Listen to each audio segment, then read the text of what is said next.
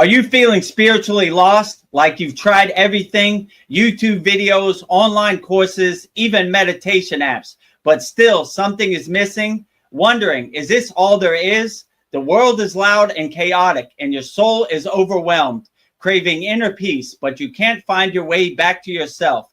This is exactly why I created the Kriya Yoga Masterclass and my proven soul coaching system to help people just like you. This isn't a video you watch and forget. It's a daily spiritual lifeline that brings you back to your soul. So if you're done feeling lost and you're ready to start transforming, then come join us. This is more than a course. This is your lifeline. Go to kriyayogamasterclass.com. Kriya Babaji Namo.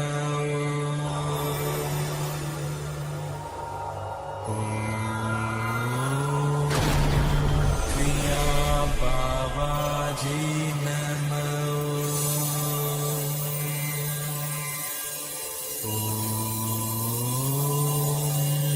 Kriya Babaji Namo.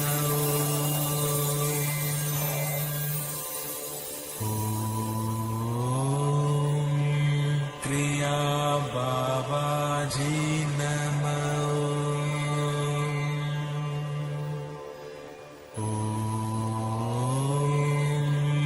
Kriya Babaji Namo.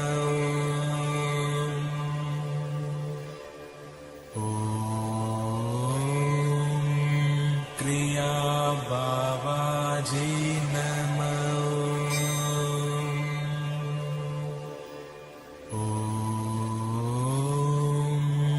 Kriya Babaji Namo. Welcome to our August 10th Vedagurudev Soul Talks live from a Thailand beach. As you can see right here, we're on a Thailand beach live. So before we get started, like always, if you haven't, please support the movement. Join our Kriya Yoga family. Subscribe to our YouTube channel at Vedagurudev. Discover the secrets of Kriya Yoga 100% free. Go to freekriyayogamasterclass.com and join over 570 like-minded Kriya yogis and yoginis learning Kriya Yoga for 100% free. And you can also master the supreme science of Kriya Yoga. Go to kriyayogamasterclass.com. So with that said, we'll get started with our August 10th Vedagurudev Soul Talks live from a Thailand beach. If you have any questions, put them in the YouTube chat that you would like answered, and we'll make sure we get to your questions. So let's get started with our August 10th Vedagurudev Soul Talks live from a Thailand beach. We are now joined by Veronica, like always, and we have Paul. Namaste, Paul and Veronica. How you doing today? Namaste. Namaste. Doing great. Outstanding. Yes. Happy to be here for another Soul Talks Sat Song. There's no other Sat Song on the internet like ours. So welcome, everybody. Yes. Yeah, we'll try to answer your questions wholeheartedly, so put them in the YouTube chat. Yes. Yeah, I'm looking at your surroundings and I want you to describe to us how blissful it is to just be there with coconut trees in the background, the ocean right there. And you brought us with you. And you have yoga all day, every day, like something we wish we all strive for. So what is that like? Yeah, it's great. I've lived in Thailand for over 20 years, so I kind of take it for granted. But these soul talks are a good way for me to really enjoy the ocean and all the gifts and blessings that God has given me. So it's a beautiful thing to be on the beach in Thailand, enjoy the coconuts, enjoy the Pacific Ocean, enjoy the ocean breeze. So it's a outstanding thing. So Babaji has blessed me to be able to focus on Kriya Yoga 24 hours a day. So it's an outstanding thing. So I'm grateful and have gratitude for the gifts that have been given to me. So I wake up with a big smile on my face, and yeah, I get to share the ocean and the beach of Thailand with people worldwide. So it's a beautiful thing. So every day as a Kriya Yogi is an outstanding day. So I wake up with a big smile on my face, and I jump out of bed, and yeah, what better to share the Thailand beach with people worldwide via the internet. So it's an outstanding thing. So God is great every day. Babaji is the greatest every day. All deities, all ascended masters, all spirit guides are outstanding. They cleared the path and gave me the opportunity to do a live stream from a Thailand beach. So it's outstanding. Yeah, it really Sandy's is. here. It's so, it's just so nice and peaceful to see all the coconut trees in the background, and just we're kind of there with you, so enjoying it. So you brought it to us, and yeah, love it. Yeah, it's outstanding. It took a little bit of logistics to figure it out the first couple weeks, but now we pretty got it down pat. I think this is our 10th Soul Talk. So yeah, I'm happy I could share the Thailand beach with people worldwide, and they can see the palm trees and the coconuts and the ocean behind me. So it's a beautiful day. Every day with Babaji is a beautiful day. It also reminds me of both of our old hometown, Miami. We had all those beaches. I used to go out to Key Biscayne a lot. Oh yeah, That was kind of my beach. I didn't go much to South Beach because that was like a little too you know how it is in South Beach. But I kind of liked Key Biscayne, and we would hang out in Key Biscayne, crossing that bridge and just seeing the ocean on both sides. And yeah, it was nice. Yeah, I've been to Key Biscayne a million times, and yeah, I like Key Biscayne also. It's an island off of Miami, like off of Brickell. So it's a great place to go. It's a secret Miami spot. Most people, all the tourists, go to South Beach, Ocean Drive, Collins Ave, Washington Ave. So, but yeah, Key Biscayne is a nice little oasis from the tourism spots of South Beach. Yeah, and then we had Coconut Grove right there, and right before you got on to go into Key Biscayne, that's where they had some, like, I think Madonna or Rambo, one of them, Sylvester Stallone had like some big place there right on the on Biscayne Bay. That was like a very rich area. Right. What is that called? Vizcaya. That's what it's called, right? Yeah, exactly. It's right there. The bridge to Key Biscayne is there, and to the right is Vizcaya, where they have all the big mansions and everything on the water. So that's cool. Yeah, just brought back a lot of old memories. Nice. 305, Dade County, Miami, Florida. Yeah. Well, Sandy is here. She says, "Hi, beautiful souls, Vedagurudev, Paul, and Veronica." And then Namaste, says Andy. Namaste. Namaste, Sandy. Sandy says, "I love your Frida Kahlo vibe today, Veronica." That's exactly what I was going for. I have great. Frida Kahlo is my favorite artist. I have her calendar in my bathroom, and I was looking in my mirror, and I was seeing her reflection in the mirror, and I decided I'm going to put the flowers in my hair like Frida. So I'm happy you noticed. I was checking for a unibrow. I don't see any unibrow. No, I shaved that.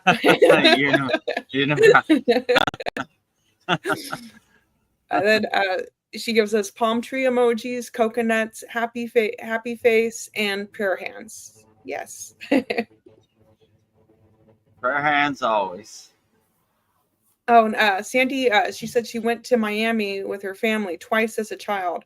It was a big deal. And the only trips we went on, great synchronicity and great Yeah, energy. for Canadians, it's what they call them, snowbirds, right? When it gets very cold in Canada, you see a lot of Canadian license plates. They Oh, all migrate to Miami to get warm weather and stay out of the cold. So you always know when the snowbirds are there because you see a bunch of Canadian license plates, right? They yeah. mostly stay like North Miami Beach, like Hallandale, what do you like Sunny Isles, like it's called North Miami Beach, which is like almost towards Broward.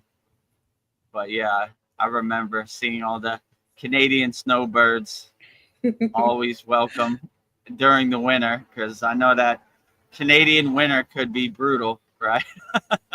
The snow. I like that. Canadian snowbirds. Well, I was telling you I've been having a hard time walking because my knee and my leg, and you suggested doing the using my hands to heat my legs and blowing on it. So I've been doing that, and that's been helping. And then I've been doing the Dan Van Tree.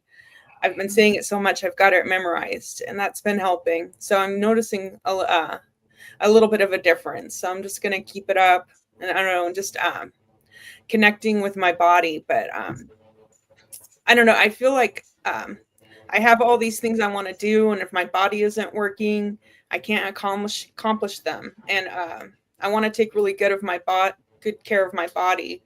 And I don't know. And I feel like, I don't know, everything's connected. And the question I have for you, Vedagurudev, is I don't know, like living this spiritual life, it seems like it needs to require me to nurture all aspects of myself, my physical, my mental, my emotional, and spiritual well-being. And I was thinking, I don't know, that's exactly what the Kriya Yoga school does, the five folds. So I don't know. I was just thinking, I'm glad that I have this. And I don't know, if you do your satin every day, it does like hit all those parts.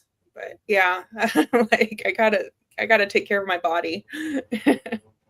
Yeah, you always got to take care of your physical body, because if you're suffering and you're in pain, it's going to be very hard to meditate, right? Like Yeah. that mental clutter, that monkey mind is just going to activate and go crazy. So like you always, that's why we do the asanas, to take care of our physical body. So when our physical body is in good health, it's a lot easier to meditate, and you don't have as much distractions. It's very hard to get into a state of calmness and stillness when you're in a state of pain, or a state of suffering. Because when you're in a state of pain or suffering, then it distracts you a lot, and it's hard to focus. So yeah, that's why we have an overall well-being. I like when you say it's a gym for your soul. We got to take care of our physical body, because if our physical body breaks down, it's going to be hard to, do our inner work. So we have to take care of this junk car, this physical meat suit, which is our physical body, which is probably the most disappointing thing of Kriya Yoga, because it's like my junk, car is always breaking down, and I always gotta take it to the shop. This physical meat suit, this big water balloon I'm walking around as. So yeah, so we have these techniques in our Kriya Yoga school that help heal us, and help ease the pain. Because when you're in a state of pain, then it's hard to really focus, because your monkey mind attaches to that pain and suffering, and it's almost like a lost cause. Trying to meditate deeply when you have a restless mind, scattered, frustrated monkey mind, and it's easy to go down that rabbit hole and get frustrated. You're like, what's wrong with my body today? Like, come on, just work with me, Yes. So I would try to talk to the water in your body as nicely as you can, and try to heal your body as much as you can, or heal the energy in your body as much as you can, because if you have a frustrated mind, a restless mind, because you're frustrated, because you're in a state of pain or suffering, then it's going to be a little more difficult to focus 100% on the path of Kriya Yoga. So I would always suggest have a balanced diet, you know, take care of the physical body with the asanas, take care of your breath with the pranayama, take care of your mind, master your mind with the meditation, surrender yourself to God with the bhakti, and keep your focus laser pointed with mantra japa. Because when you focus on the mantra, you don't have time for the distractions or the monkey mind or the mental clutter. So yeah, it's helpful to focus on the monkey on the physical mind. Do I have a big light on me? Yeah, there's right like now? a glow, like a white orb on your face. Where's It that could be coming from? Babaji. Is that Babaji? Like an orb on your face. Like, It could be, you know.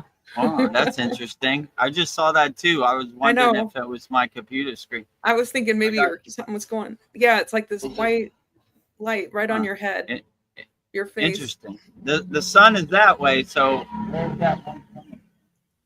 Interesting. Hold on, let me see if I could turn off my light.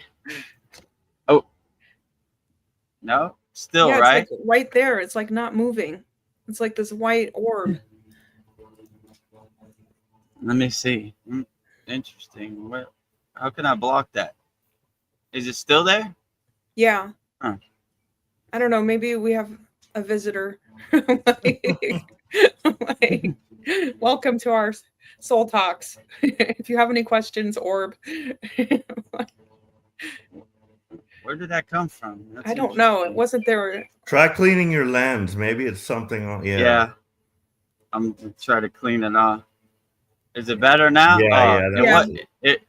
It was something on the lens. Probably It was some like bird poop, like a flying bird just like dropped a gift. Really? it was like some sand or something. I don't know.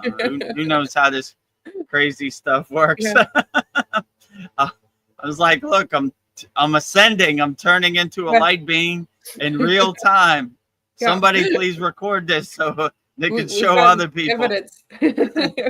We have evidence of Maha Samadhi. Vedagurudev is turning into a light beam in real time. My time is up. See you later. Goodbye, cruel Maya delusional world. I was like, I've could got, it like- be? I'm getting my wings. I'm going home. Yes. Somebody ring the bell. Jimmy Ring the Stewart bell. is going home. Yeah. He's getting his wings. Well, I have some comments from Sandy. They're building up. So Sandy says, my knee has had issues since April, and I've been finding directly channeled healing and using cold and the element of water helps rather than heat. I imagine a cold stream of water cooling that area. And of course, do what works for you, hot or cold, whatever works. Yeah, I've been doing both. Yeah. Yeah, definitely. Just kind of test see what works best for you, because what might work for my body might not work for your body. So just test it, observe it, and see what works the best for you. That would be the best technique to do. So I would try as much as stuff as possible. And when you find a technique or a hot water or cold water that really works for you, then really kind of lean into it and do it as much as possible till the pain dissipates or till the pain dissolves inside you as you. So yeah, I would definitely say that would be what I would do, because everybody has different constitution and different body and different things that work for them best. So whatever works best for you, that is the best. So if hot works for you, that is the best. If cold works, that is the best. So I would just test it as much as possible. And when you find something that relieves the pain or makes you feel good, then I would definitely do that as much as possible. Yeah. I don't know. Then Sandy says, tell me about it. This meat suit, been feeling like the Tin Man suit this past year. Yeah, it's been rough. Yeah, for sure. Like, that is probably the thing that blocks yogis the most. This flesh cage of this meat suit, this junk car that drives your soul around, right? Your soul is immaculate. It's untouched. It's unaffected by the 3D physical world. But this physical meat suit is always kind of breaking down, and got to take it to the shop, Yes. So you need to tune up. It is definitely the biggest obstacle, the biggest resistance, the biggest blockages for most yogis. Their inner work is immaculate, their energy is immaculate, but they are restricted by the physical limitations of this Maya delusional meat suit, that this flesh cage that carries our soul around. So I think I'm gonna switch to an android body. Oh, yeah. You're gonna go cyborg 100%. Yeah. Yeah. Yeah. That could be a solution, right? To integrate your body and just come a half robot, half human, right? An android, right? A cyborg. So yeah, it could be. Yeah, I'm in both worlds. I don't know. Sandy had some insight on what just happened. She says Yogananda's energy was here also. That nice. Also, we that definitely wasn't welcome. We definitely don't. We always welcome Yogananda's Kriya Yoga Supreme Energy here for sure, 100%. So anytime we get an audience with Yogananda or any ascended master or any spirit guide, we always welcome it, So all these kind of synchronicities or mystical things happening, I can't explain it at all. I just enjoy it as much as I can. Like, oh, interesting. I'm turning into a light being in real time on, on our Soul Talks live stream, If Sandy says that it was Yogananda energy, I welcome it, and I enjoy it as much as possible, because Yogananda is definitely probably one of the greatest Kriya yogis to ever live. So anytime Yogananda gives us an audience or any Kriya yogi, it's a true blessing. So Yogananda, shine your grace on us and shine your light on us, and I'll enjoy it wholeheartedly, right? I know. I like Sandy's thinking. She says that wasn't random. We were talking about self-healing. Yeah, it got our attention. Yeah, it's a good signpost. It's a good confirmation. Heal thyself, right? Instead of waiting for somebody else to come and heal you, figure out what works best for you and heal thyself inward, right? Because in my opinion, most doctors are just guessing. They have no clue how you feel inside you. So my goal as a Kriya yogi is to never see a doctor as long as I live in this physical plane. So I've been doing pretty good since I started practicing Kriya yoga. Never a cough, never a flu, hopefully I never get hit by a bus. Then I'd have to see the doctor. They'd have to put me back together. But inner work, I heal myself. This was a good lesson I learned in the Himalayan mountains. Before I went up the Himalayan mountains, the Indian government made me sign a waiver, a form that said if I die in the Himalayan mountains, they are not responsible. So I learned that no one's coming to help you. You got to heal yourself. So when we were in the Himalayan mountains, we healed other people collectively. We healed ourselves. It was a big heal fest. We looked for opportunities, and there was there were some hardcore yogis that decided to walk up the Himalayan mountains barefoot. I wouldn't recommend it. I personally had hiking poles and hiking boots. These rocks, there's 10 million rocks in the Himalayan mountains, and they're like razors. They're like war eroded like sharp, right? So this one guy, his feet were like beef jerky, right? You know, from walking up there. So we collectively healed his feet as best as we could. Actually, he requested it, right? Like, I'm going through something, you know, I can't stand up. My feet are tore up because I neglected my physical body, my feet, and I walked up this mountain and my feet are tore up. So we use our prana and we use our Shakti and our healing energy to heal others, you know, and heal ourselves. So once we heal them, then they give their healing energy and we collectively heal. Everybody else healed here? Okay. We focus on you today, you know? So we were looking for patients to heal, you know? And there was no shortage. So, you know, when you don't have hiking poles in the Himalayan mountains, it's easy to turn your ankle. It's easy to turn your knee. It's, you know, so there were a lot of candidates. The Kriya Yoga Hospital was lined up, you know. So, and then there's hardcore yogis that, you know, like just go up the mountain and don't need healing. So, yeah, we look for opportunities to heal people or heal ourselves. So, we give our prana wholeheartedly to people that need to be healed on the path.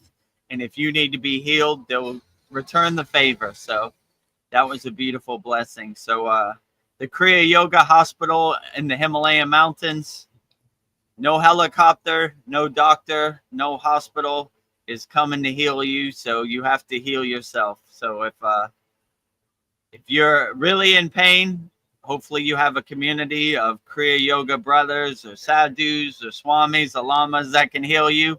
If you are alone in the Himalayan mountains, and then you're going to have to heal yourself. So hopefully you have the tools to heal yourself. And yeah, if you need some healing, join our free Kriya Yoga School, subscribe to our YouTube channel. And if you really need healing, join our paid Kriya Yoga School community, and we'll coach you and heal you as best as we can. When we do our Saturday class, we have a mantra. It's called Dan Van Tree's Shakti Mantra, which is healing for everybody. So we heal all Kriya Yoga School members, friends, family, loved ones, as much as we can, you know, healing as many people as we can. So if that resonates with you, let's get to work. Let's plant that tree today, you know? So I've got a question regarding meditation. Mm-hmm. So just with almost any word related to spirituality, like God is like the biggest one. Like so much dogma is attached with that word. So I like when I'm talking about God, I don't even use that word. I say to myself, Father, Mother, Source, Creator, or something like that, because it's less dogma. But so like the word God just has so much dogma that I can't even use it anymore. But meditation also kind of has the same thing. Like I don't even really know what meditation is, because it could be so many different things. But and like I tell myself I'm only meditating if I'm like sitting in yogic, you know, in the yogic asana position, Padmayasana, or lotus position, and you know I've cleared all my mind, you know, and that's the only like meditation, you know, that's what my mind wants to think is meditation. But in the morning, like when I first wake up, I just want to lay there and think about that I really don't have to do anything. Like I like to think about freedom. The first thing I wake up, I'm just like, I want to think about freedom, what it's like to be free, that I don't have to do anything. I literally could not do anything if I didn't want to. I don't have to. And it's just like I'm free. I can do whatever. And like if I want to meditate right now, I don't have to be in lotus position, you know. I'll just meditate on freedom and call that meditation, you know. So What do you think? How would you describe meditation and the various types and everything like that, and how to escape from the dogmatic thinking of it? Yeah, I would say meditation, in my opinion, is basically mastering your mind. You become the king of your castle. You take control of your mind. Your mind doesn't guide you, you take control of it, which takes some inner mastery. You know, that monkey mind is very powerful and overwhelming, and having a restless mind is very overpowering and overwhelming also. So yeah, I would just say, like I always like to say, a God defined is a God can find. So I would align yourself with the God of your choosing. I like when you said on one of our other sad songs, you said a God of your choosing, and that really resonated with me. Like, don't let anybody else's God become your God, right? They have all these cool stories. This guy did this, and this guy went that, and this guy said this. If it doesn't resonate with you, it's just a bunch of ghost stories. So just because you happen to live in America doesn't mean you have to regurgitate somebody else's God, you know? My mother got mad at me. My mother's deeply dogmatic and religious also. And I said, the only reason we have this God because somebody got on a boat from England and they brought their God to become our God, you know? So when you kind of see it that way, you're like, yeah, these are good stories, but they're not going to do the inner work for me, you know? Like, how is this going to do the inner work for me? You know, that's like saying, I see Iron Man flying through the sky and I'm going to fly through the sky. That's good for Iron Man, but we do our own inner work. We have our own individualized and our own personal sada that uplifts us. So anybody trying to tell you about meditation or how you should connect to God, in my opinion, I wouldn't be around that person. I would just find the God of your own choosing and don't let other people's story of God become your story of God. Then you're just kind of regurgitating the narrative. And I would just find the God that really resonates with you in 2025 and uplifts you. And I wouldn't be married to any God also, right? I would be flexible and adjust and be able to pivot and change course. Sometimes I really resonate with a certain deity, but next year I feel a click and that deity doesn't resonate with me. So I'm not going down with the ship. I'm trying to stay light on my feet. And no matter what happens, I always do what works best for me and uplifts me in the present moment. So yeah, I would definitely detach from any dogma, you know, and definitely other people's dogma. Let me tell you a story about God. No thanks. No middleman between me, my connection between me and God, right? I have a direct phone line to God, and I don't want nobody putting static or interference or trying to get inside my mind and tell me what God should be. What God should be is whatever I choose God to be. So I really like when you said, Paul, a God of your choosing, you know, and I put up a video the other day. It said no borrowed beliefs, right? I don't want to borrow my beliefs from you, right? I don't want your beliefs to become my beliefs. I'll align myself and whatever I feel in the present moment, that's what I'll do. So I'm not going to borrow beliefs. I'm not going to regurgitate other people's story of God. Whatever I feel God is, that's perfectly fine. So I make a God of my own choosing. So no dogma. These are all good stories around the campfire, but it's not going to do your inner work for you, right? So do your inner work and align yourself with the God of your choosing, and don't borrow beliefs or regurgitate other people's story. My guru always used to say, we detach from the stories, like that the stories aren't going to do your inner work for you. So these are good stories around the campfire, but the main focus is doing your own inner work. And how you feel about God, that is the best God. So I wouldn't regurgitate anybody else's God and make that God become your God. And just because somebody got on a boat hundreds of years ago and brought their God to your geographical location doesn't mean it's the true God or you are the chosen people. Like I think everybody is the chosen people, right?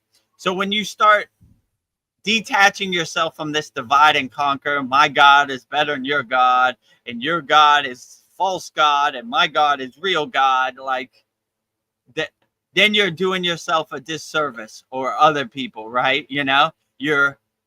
My God is inferior to your God, right? Your God is stupid and my God is the greatest. So find the God that you really resonate with and really cultivate that and enhance that, like in our school, I kind of make a point of, I don't want to tell anybody what God is. These are the deities that work for me, and these are the mantras I say, but if they don't work for you, just throw it in the trash, because we're trying to do stuff that you get results from and are effective for you. So don't let other people's God become your God. Channel your God and channel your ascended masters and your spirit guides, and those are the best spirit guides. And you could be surprised. I've been surprised many times. I pray to a bunch of Hindu gods, but I've had an audience of archangels. I didn't even know where they came from. Are you my spirit guides? Are you my ascended masters? Yes. Ooh, great. I got more to add to the family, right? I wasn't invoking these gods. I wasn't trying to have an audience with these gods. It came out of nowhere. Don't forget about us. We're here too. Okay. I accept all spiritual tradition gods, right? If you're my spirit guide or my ascended master and you're waiting for me to channel you, let's do it right now. So I cultivate as many gods as possible, but I'm definitely not trying to make other people's dogma and their story become my dogma. I saw a bumper sticker one time that really made me laugh. It said, "My karma ran over your dogma." So that's the way I look at it. Like, my karma, if you have your dogma standing in front of my karma, goodbye. I want no part of your dogma, right? I run over your dogma. Your dogma doesn't serve me. I don't want your dogma to become my dogma. So yeah, I try to be aware of that, and I really try to make a conscious effort to not make other people's story become my story. Like, hello, sir. Do you have a few moments? Let me tell you about our Lord and Savior, Jesus Christ. Like, no thanks, No thanks. Whatever my connection is to Jesus, that's my own personal connection. I don't want you influencing it in any kind of way or guiding it any kind of way. I want it to happen the way it happens, So, yeah. So, but in the Kriya yoga tradition, we believe in Jesus. You go to Lake Shrine to have a picture of Yeshua, Jesus. I've been to the Yeshua tree in Hyderabad, India. So, yeah, but I don't want anybody's influence to influence my perception of Yeshua. I want a pure, direct connection, right? So no middlemen in my connection. Open the universe with Om, straight to Jesus, straight to Yeshua on the astral plane or heaven or whatever you want to call it. So don't let anybody else's dogma become your dogma. My karma ran over your dogma. So yeah, but they're out there. They're always trying to guide you. And if you're not aware of it, you're easy target for them to influence you with their dogma. Let me tell you a story about God. Anytime I hear that, I'm like, ooh, Let me get out of here, Yeah. right? You know, because you know, I always say a God defined is a God can find. I don't want to put God in a box. I have no clue what God is doing, the source, the universe, the divine father, the divine mother, you know, they're beyond my comprehension. I got enough work. I got a big trash mountain of karma I'm trying to burn in this physical Maya delusional plane. So I'm not trying to create any more. So yeah, detach from dogma as much as possible, because that's why I like our school, the supreme science of Kriya Yoga, right? Like, we test it, we observe it, we experience it, so we know it. I don't want you to blindly believe what I say. I want you to test it. I want you to feel it. And if you feel Kriya Yoga, then let's get to work. But definitely don't take my word for it, or don't regurgitate my perception of God. Find your own personalized, individualized connection to God and cultivate that. And that would be my best advice. So Yeah.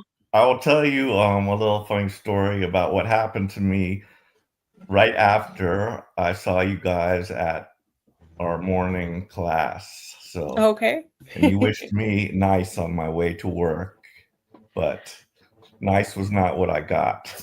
No, just kidding. It was all good. It's all good. But anyway, I got to work first. So I had to go meet with my ex-wife. The last detail about ending the old shop was the phone bill, the phone internet bill.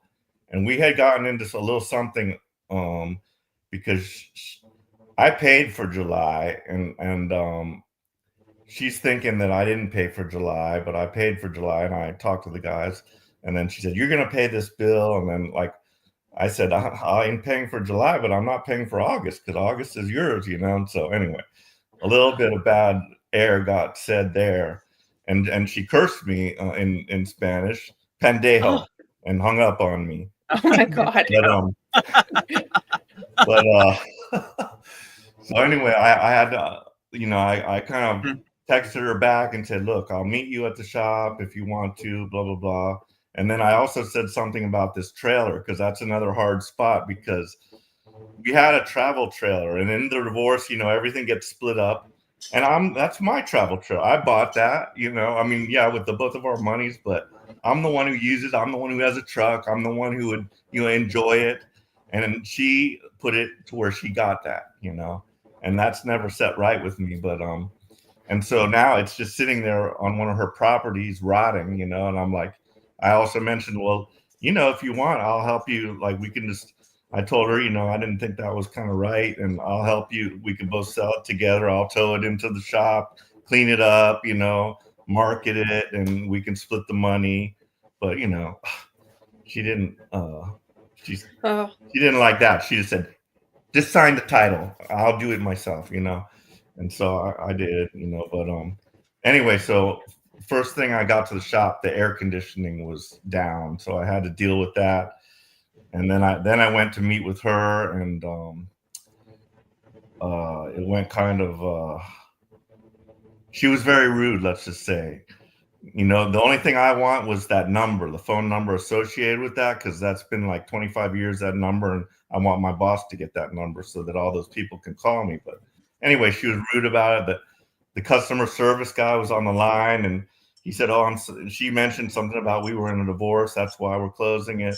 And he's like, "I'm sorry." But instead of saying thank you, she said something like, "Oh, no, it's good. I'm glad I'm divorced." And he's like, "He's not there, is he?" And I'm like, "Yes, I'm right here." Yeah, she Oh my just God. looked at me like right in front of you, but whatever.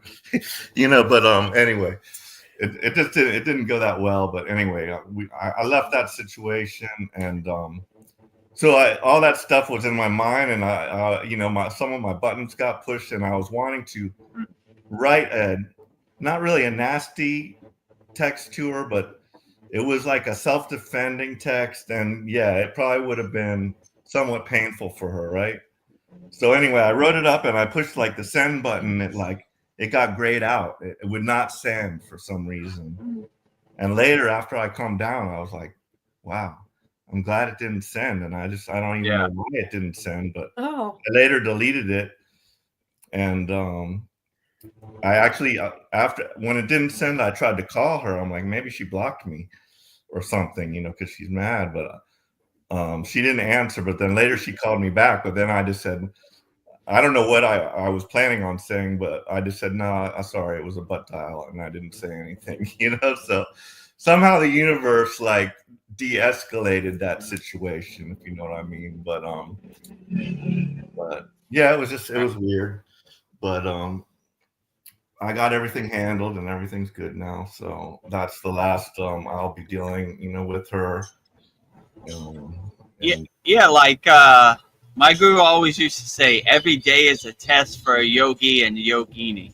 And your significant other or your children, they become master button pushers because they've been with you your whole life and they know what really gets under your skin. So like even in my case, you know, like tomorrow is Mother's Day in Thailand. So my partner, significant other, I don't even know what you call her. She wants to see my daughter and makes a big thing and sends me like a big WhatsApp book, you know, it's like a bunch of pages, and I just hit okay, right? So they're always trying to drag you in the mud, right? And I'm like, that's between you and your daughter. I want no part of it, you know, keep me out of it, right? But they're always trying to blame you or put you in a situation, or yeah, I know that's how they hit you below the belt. Like, I don't want to be with you anyway. The best thing I ever did was get divorced from you and this and that. And I'm like, yeah, you're right. That was a blessing in disguise. I agree with you 100%, right? Woo! I dodged the bullet on that one, you know, like it's the, you know, they think like they're God's gift to you, right? Like the best thing that ever happened to you was me in your life. And I was like, I don't see it that way. I see it as the trash taking itself out. But you know, you just can't get attached to it. You just have to kind of witness it, like, oh, here comes that comedy drama, you know. You know, I know when this person calls me, it's gonna be a nice super headache. So I'm gonna put up my shield, I'm gonna detach from it, and I'm gonna just watch the clouds passing and just be like, yeah, oh boy, here she comes again. I know what this is all about, you know. I'm just wondering because it's funny because the both of us have our daughters living with us. So I'm just wondering if your daughter gets along well with your, you know, your wife or whatever or not. But I mean, the reason my daughter's living with me is because now they bump heads, you know, and she prefers to be with me, you know. So I don't know.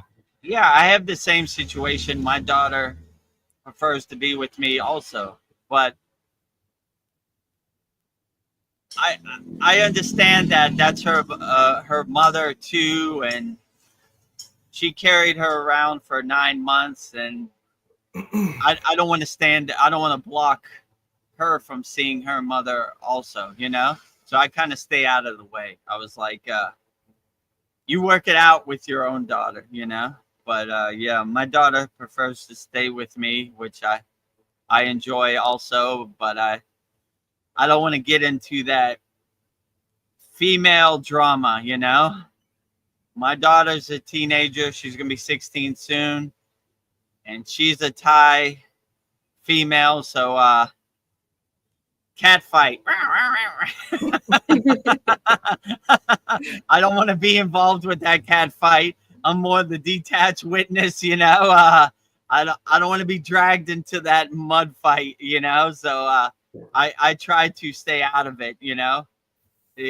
No matter how much I try, she's still gonna blame me and say I'm trying to keep her daughter from her, but I don't try to get attached to it, you know. Like you work it out between you two, you know. So yeah, it's a work in progress. It's never a great situation, but this is my karma I have to go through, and it's a good opportunity for me to become the detached witness and not get involved, right? You know, no matter what words they say, bad words they say in Thai to hit you below the belt, you know, like, or whatever bad words they say in Spanish to hit you below the belt, you can't get attached to it. You say, yeah, whatever, you know? Yeah, sure. You're going to tell me who I am? I'm a self-realized being. I know who I am. So anytime you try to tell me who I am, I don't attach to it, you know? I let it pass, right? When you know who you are, no one can tell you who you're not. So anytime they say bad words or hit you below the belt, you know, you just brush it off, and clouds passing in the sky, water under the bridge, you know. Yeah, sure. You know, I'm not going to play this game with you. I'm not going to go down this road. The ultimate goal of Kriya Yoga is self-realization. That's why Yogananda's place is called Self-Realized Fellowship. And when you know thyself, no one can tell you who you're not. You know, like, you're just like, yeah, I don't believe you. I look at it this way. When I used to be a DJ, people sometimes would say, I don't like you. You're a bad DJ. I know I'm not a bad DJ. I don't travel around the world and do all these things because I'm a bad DJ. So I look at it that way in Kriya Yoga too, right? When you become self-realized, you laugh at people trying to tell you, or let me tell you a story of who you are.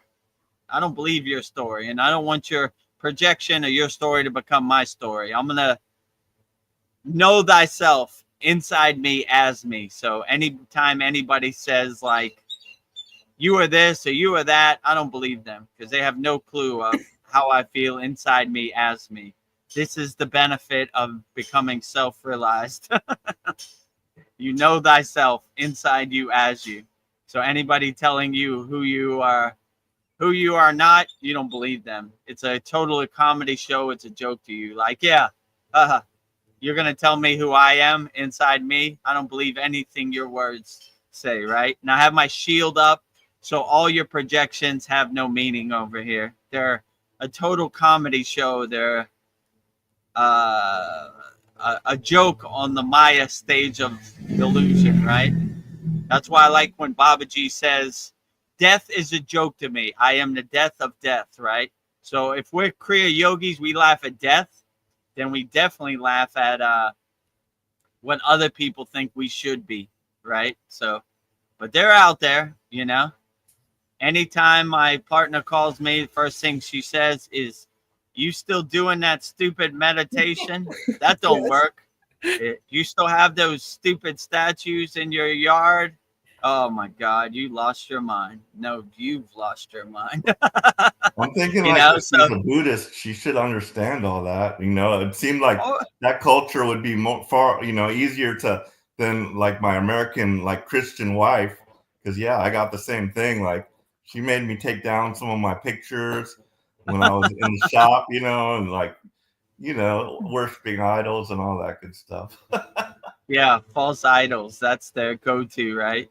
False idols. Like a non-realized being is going to tell a realized being what a false idol is. That is the biggest comedy show I've ever seen. I think I roll on the ground with that. Yeah, you would think that Buddhists would be more understanding, but they're still attached to that dogma too, that divide and conquer. These are Thai Buddhists, not Indian Buddhists. What? Buddha was born in India. So if you believe in Buddha, you know, you're what I always say, what God do you think Buddha prayed to? Shiva, you know, these other gods. So but it's kind of getting into the weeds, you know, or getting into the mud, right? Like, you're going down that path that you don't want to go down. Like, yeah, Buddha is the real God and Shiva is the fake God.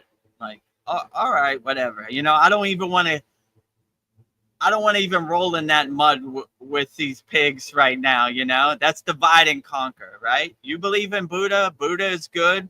You know, I'm not going to try to convert you. They're all great gods. I respect all spiritual traditions. So, but I don't want your projection to become my projection. like I was saying, I have a direct connection to God. And if you don't accept it, it really doesn't matter because it's between me and God. And I don't want no middlemen or no people putting static on my God signal on my radio dial, if you know what I'm saying. So I try to block out as much of other people's God talk so it don't become my God talk, you know. So you would hope that people would implement the teachings of Buddha, be more understanding, but they're attached to that dogma too, you know. We are the chosen people, you know. Buddha is the true God, and you worship false idols. But you have to have your shield up constantly, and you shouldn't worry about that. You're like, okay, whatever, you know. So you would hope that they would be accepting to it, but if they're not, that's perfectly fine, you know. My Okay. God makes me happy, and I don't want other people's God to become my God. So that would be the best way to sum it up. Well, I may have asked this question before, but this is going to be a deep one. So, on the most basic level, what this is, all this illusion, the narrative, what we're going through here, on the most deepest basic level, is this just a war between good and evil? Sometimes I kind of just feel like I'm a pawn on the side of good. My job is just to go out there and spread goodness, and it's an underrated and easy job for me, But I don't know, like that's kind of what I think this is. I think it's just a war between good and evil, and I don't know what well, I do believe the outcome will be good, of course, but I don't know anything else about it, about when or how, so I don't know. Yeah, I would say on a deeper level. I mean, in yoga, we try to stay in a state of what's called equanimity. So we don't even see good or evil or right or wrong. We just stay equal. I mean, I wouldn't overthink it. I'm fighting for the light. I'm fighting for the dark. I would just be the best person you could be, help as many people, love as many people as you can. Just be the best person you can and kind of have no expectations or no real dog in the fight, and just say, I'm going to try to be the best person I could be, and whatever happens, that's what happens. And I don't know. When I do my daily practice, I don't really think about good and evil. I just try to do what makes me feel good and be the best person I could be, and just not get really attached to any outcome. And I don't even really think about good or bad or right or wrong. I just try to stay in a state of equanimity. Like, no matter what this crazy Maya delusional throws at me, I try to stay unshakable. I try to be an unshakable mountain. No matter how much snow comes down tomorrow, my mountain stays unshakable. No matter how much rain happens tomorrow, my mountain stays unshakable. No matter how much the sun is bright, my mountain stays unshakable. No matter how much wind is in the Himalayan mountain, my mountain stays unshakable. So no matter what this crazy Maya delusional chaotic world throws at me, I just stay unshakable. I like when they say in yoga, don't let anything shake your samadhi. No matter if it's the end of the world, my samadhi stays unshakable. So I always have this visualization of fire and bombs and war and shooting and guns and chaos and anarchy. But the unshakable yogi stays unshakable, like the divine mountain, he is unshakable no matter what. So no matter how much chaos, no matter how much light or dark or good or evil, you just stay unshakable, and nothing could really shake you no matter what happens in this crazy Maya delusional world.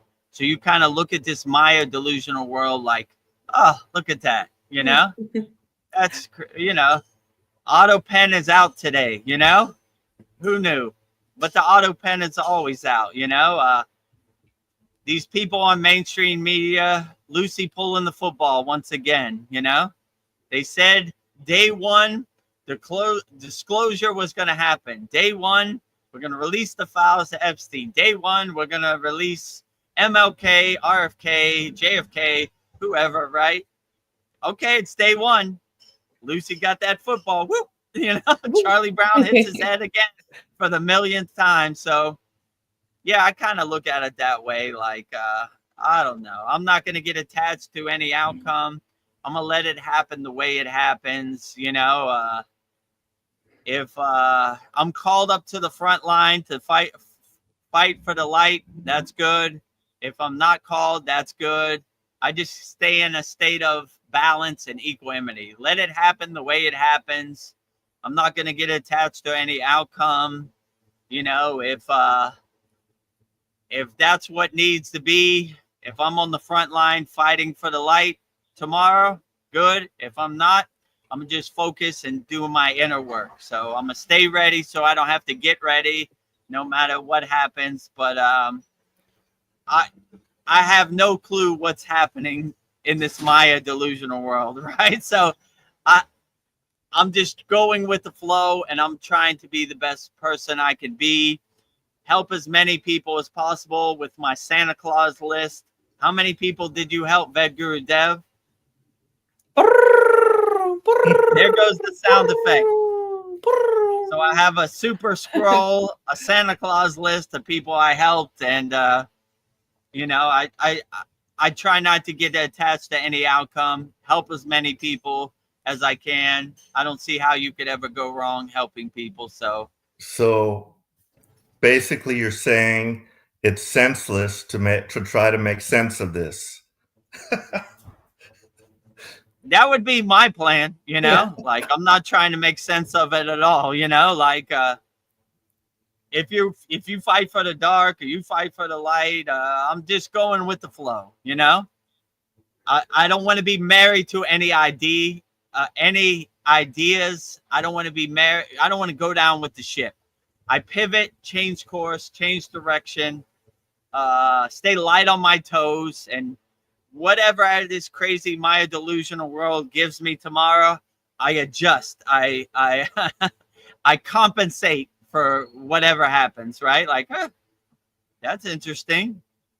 I saw a booger spear today. Wow, outstanding, you know? Like, I didn't think that was going to happen, but I don't know anything that's going to happen, you know? So I'm not married to my ideas. I'm not going down with the ship.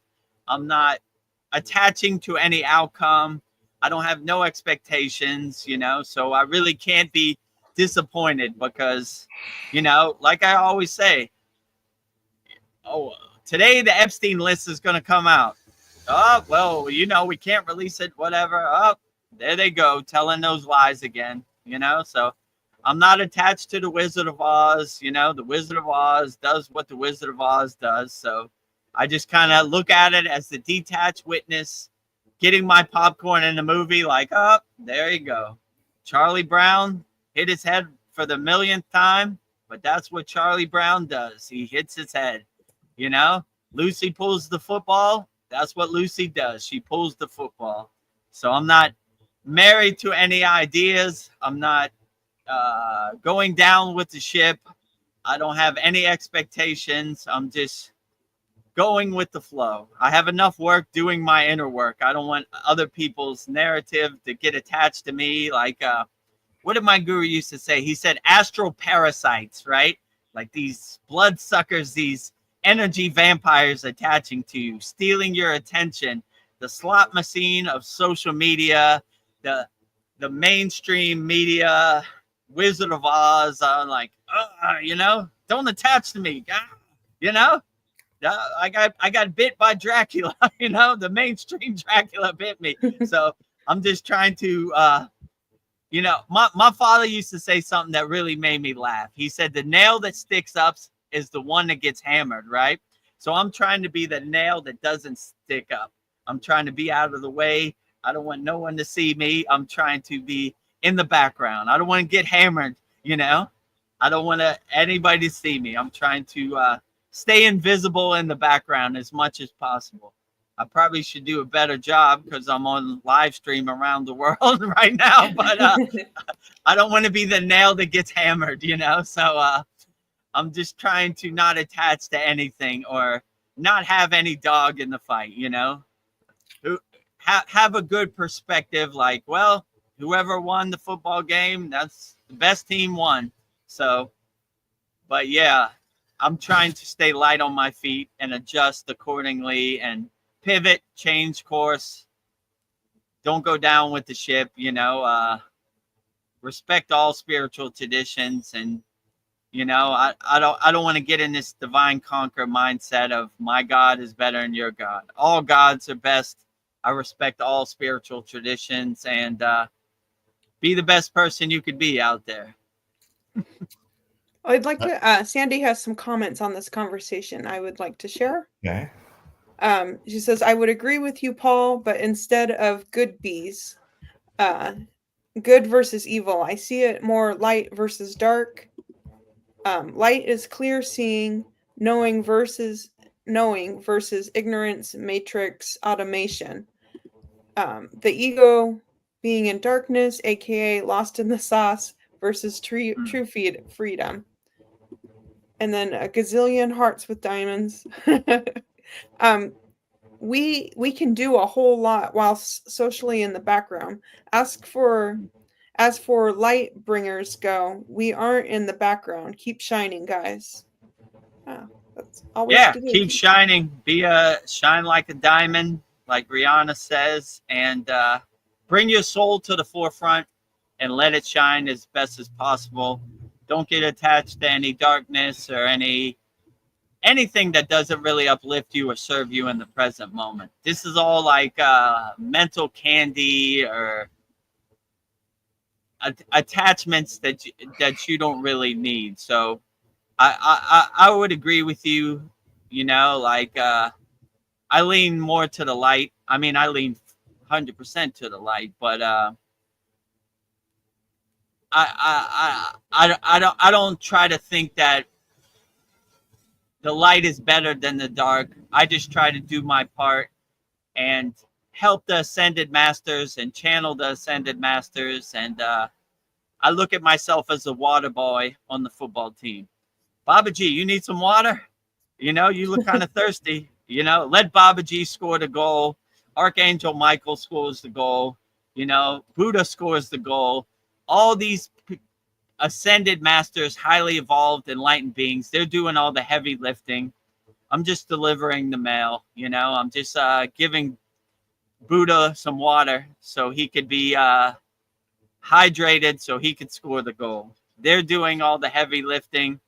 I'm just trying to do my part. But even though I'm the water boy on the spiritual light team, I'm going to hold up the trophy if we win the championship. Maybe after all the confetti falls or whatever, I still hold it up though, you know? So I'm always trying to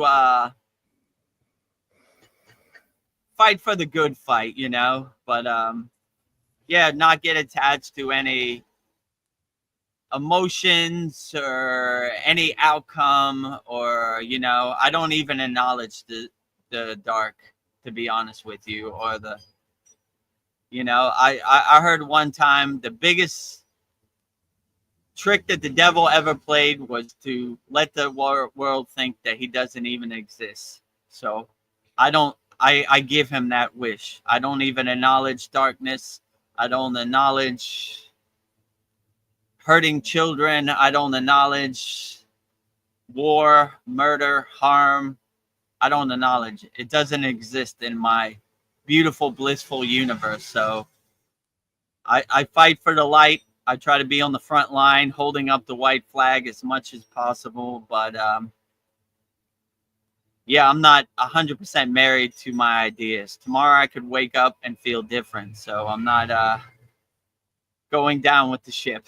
I pivot, change course, and change direction. So the Kriya I do today, I might not do tomorrow. I adjust accordingly of whatever happens. But I mostly resonate with the light. Darkness has no place in my beautiful, blissful, happy place, my universe. So Okay. yeah, I don't really think about it too much. I've got kind of a question regarding that because I'm of the same mindset as you are. And the both of us, Veronica even, we're all very fortunate to live somewhere where there's no strife or anything like that going on. And literally I'm aware of the evil, but like it doesn't affect me. I don't see it. Yeah. I know it happens, but I choose not to like think about it. And like literally like it would just drive me crazy to think, well, why? But like that's above my pay grade, so it doesn't do me any good to think about it, acknowledge it, or anything. So like you were saying, like if a tree falls in the woods, do you hear it or whatever? So I'm of that same sentiment, and it just like evil's not a part of, like, I don't really come in contact, very rarely, little disagreement with my ex, but like I really don't come in contact with any like evil or bad people. Like my world is all sunshine and daisies pretty much. But I mean, I get anxiety. I don't know why, but yeah, like if you were like living somewhere like in Ukraine or something in a war-torn area, geez, I just don't know how I would handle that. But yeah. Yeah, if you're in a war-torn area or a bad situation, hopefully you have the right discernment and the right discrimination to do your inner work and overcome it. Because it's a difficult pill to swallow. And I know a lot of people ask this question: why does this 3D Maya delusional world have to be so dense? Why can't we just be born into a samadhi state? And why do we have to go through these trials and tribulation? And why does it have to be a school? And I've asked myself that question a bunch of times, but I just come to the conclusion that I'm going to just do the best I can with the tools I got and see where it takes me. And I don't know why it's this way or why it has to be this way, but I take it on the chin and I just climb the mountain as best as I can, maybe I get hurt climbing the mountain. Maybe the mountain's a lot steeper than I thought, but I just take it on the chin, this is what I have to go through in the present moment. And let's get to work, overthinking it, crying about it, or getting attached to it isn't really going to help me do it. Let's just put one foot in front of the other. Let's start getting to work and let's see how far we could go, but yeah, I know it's a bitter pill to swallow. I always think of when you see newborn babies, like when my daughter was born, they're always like looking in space, like, how'd I get here? Oh, I made a mistake. I shouldn't have signed this whole contract or whatever. Me too. I'm like, man, I really did it to myself. Like, first 40 years of my life, I was totally off the path. I was totally NPC. I was totally attached to the narrative.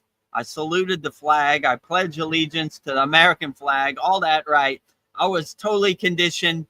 I totally believed all that narrative, right? Freedom is not free. We are the #1 country in the world, democracy to the whole world. And, our God is the best and that type of stuff.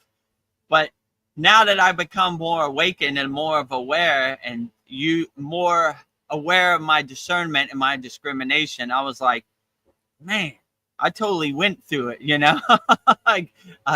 this was definitely a hard mountain to climb to get to this point. So yeah, and I asked myself a bunch of times, like, why am I a Kriya yogi? Why does Babaji talk to me? He don't talk to me. He talks to Yogananda or Lahiri Messiah or Yukteswar. He don't have time for people like me. And I just came to the realization, like, I'm not going to overthink this. I'm going to surrender to the path and I'm going to see how far it takes me and try to help as many people and answer as many questions as possible and see how far I can go on this path.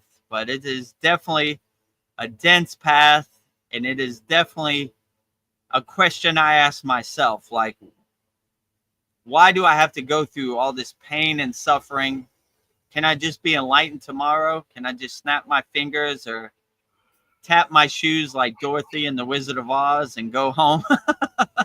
So, but yeah, it is what it is. And I would just accept it and just go as far as you can and not get attached to it. Like, yeah, well, you know, this is a mountain I got to climb, and a mountain ain't going to climb itself. So let me get to work, and let me get my hiking boots on, and let me get my hiking poles. And however steep it is, however painful it is or suffering it is, I'm going to just enjoy it as best as I can and try to dissolve the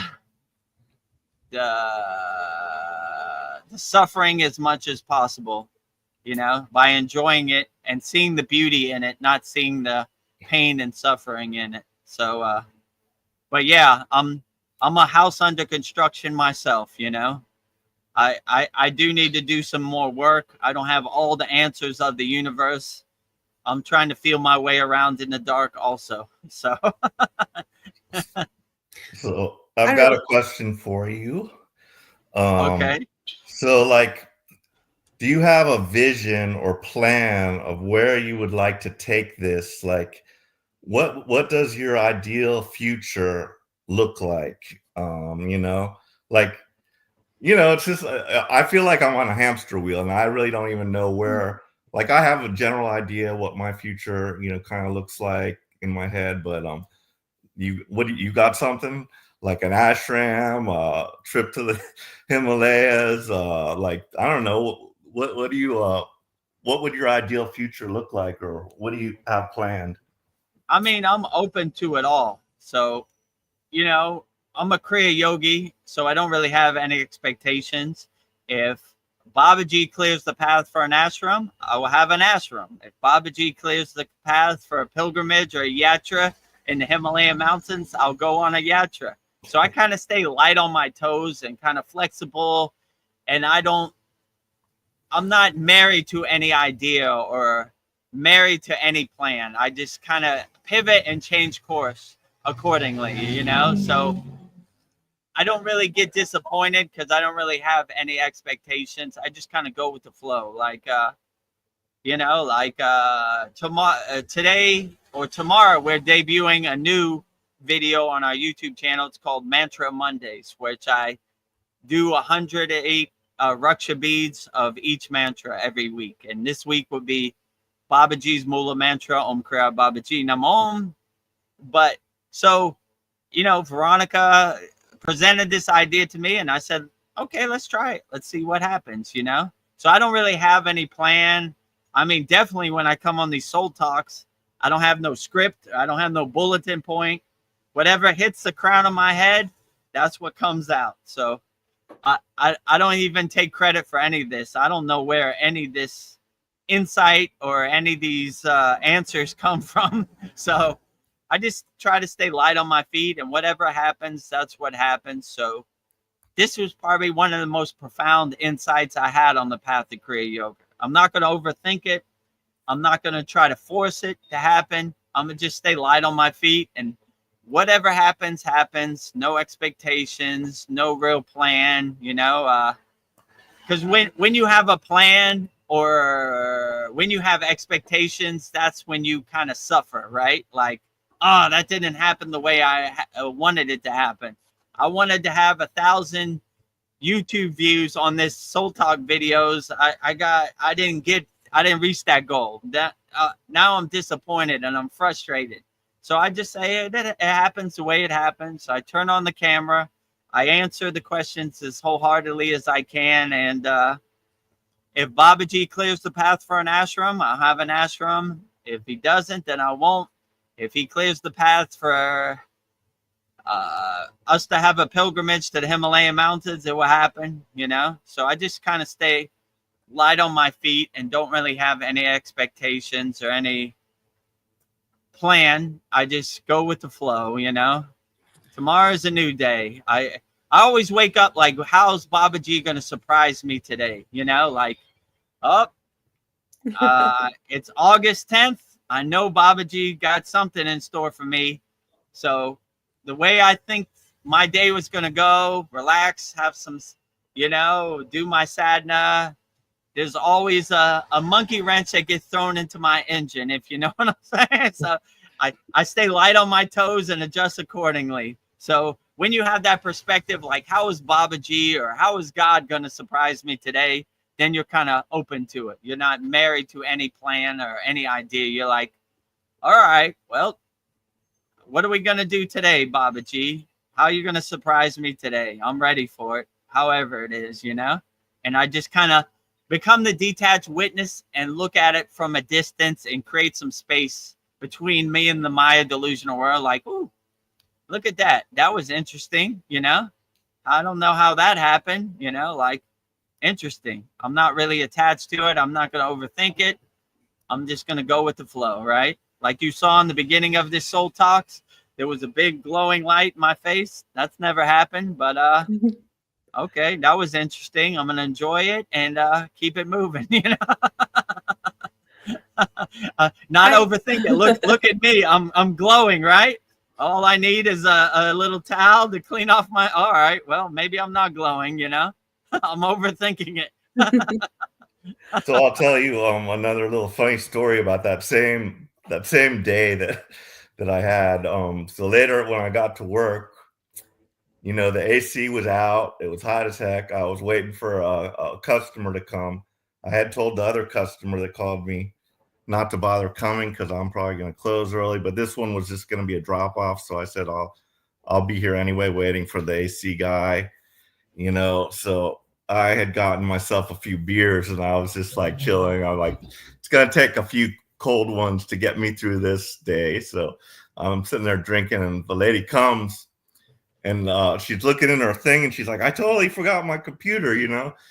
And it was one that she had bought from me. And, you know, I have like a 30-day warranty or whatever kind of warranty. And she had a black screen and I told her, you know, no problem. But, she forgot to bring the computer and like she had mentioned something like she was drinking also, you know, and I was like, oh, so am I, you know, and we were both drinking the same beer. And so she gave me a beer too.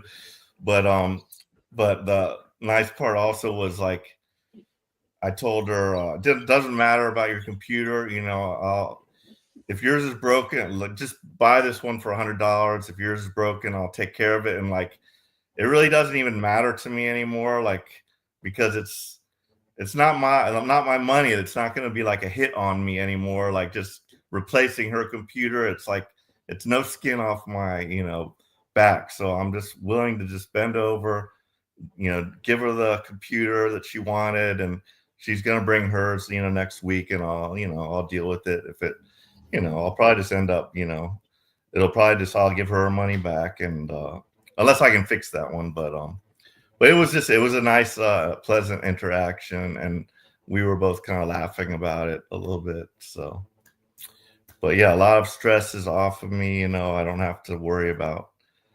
It's not like, you know, I've got no skin in the game basically over there. I make the same amount no matter what happens.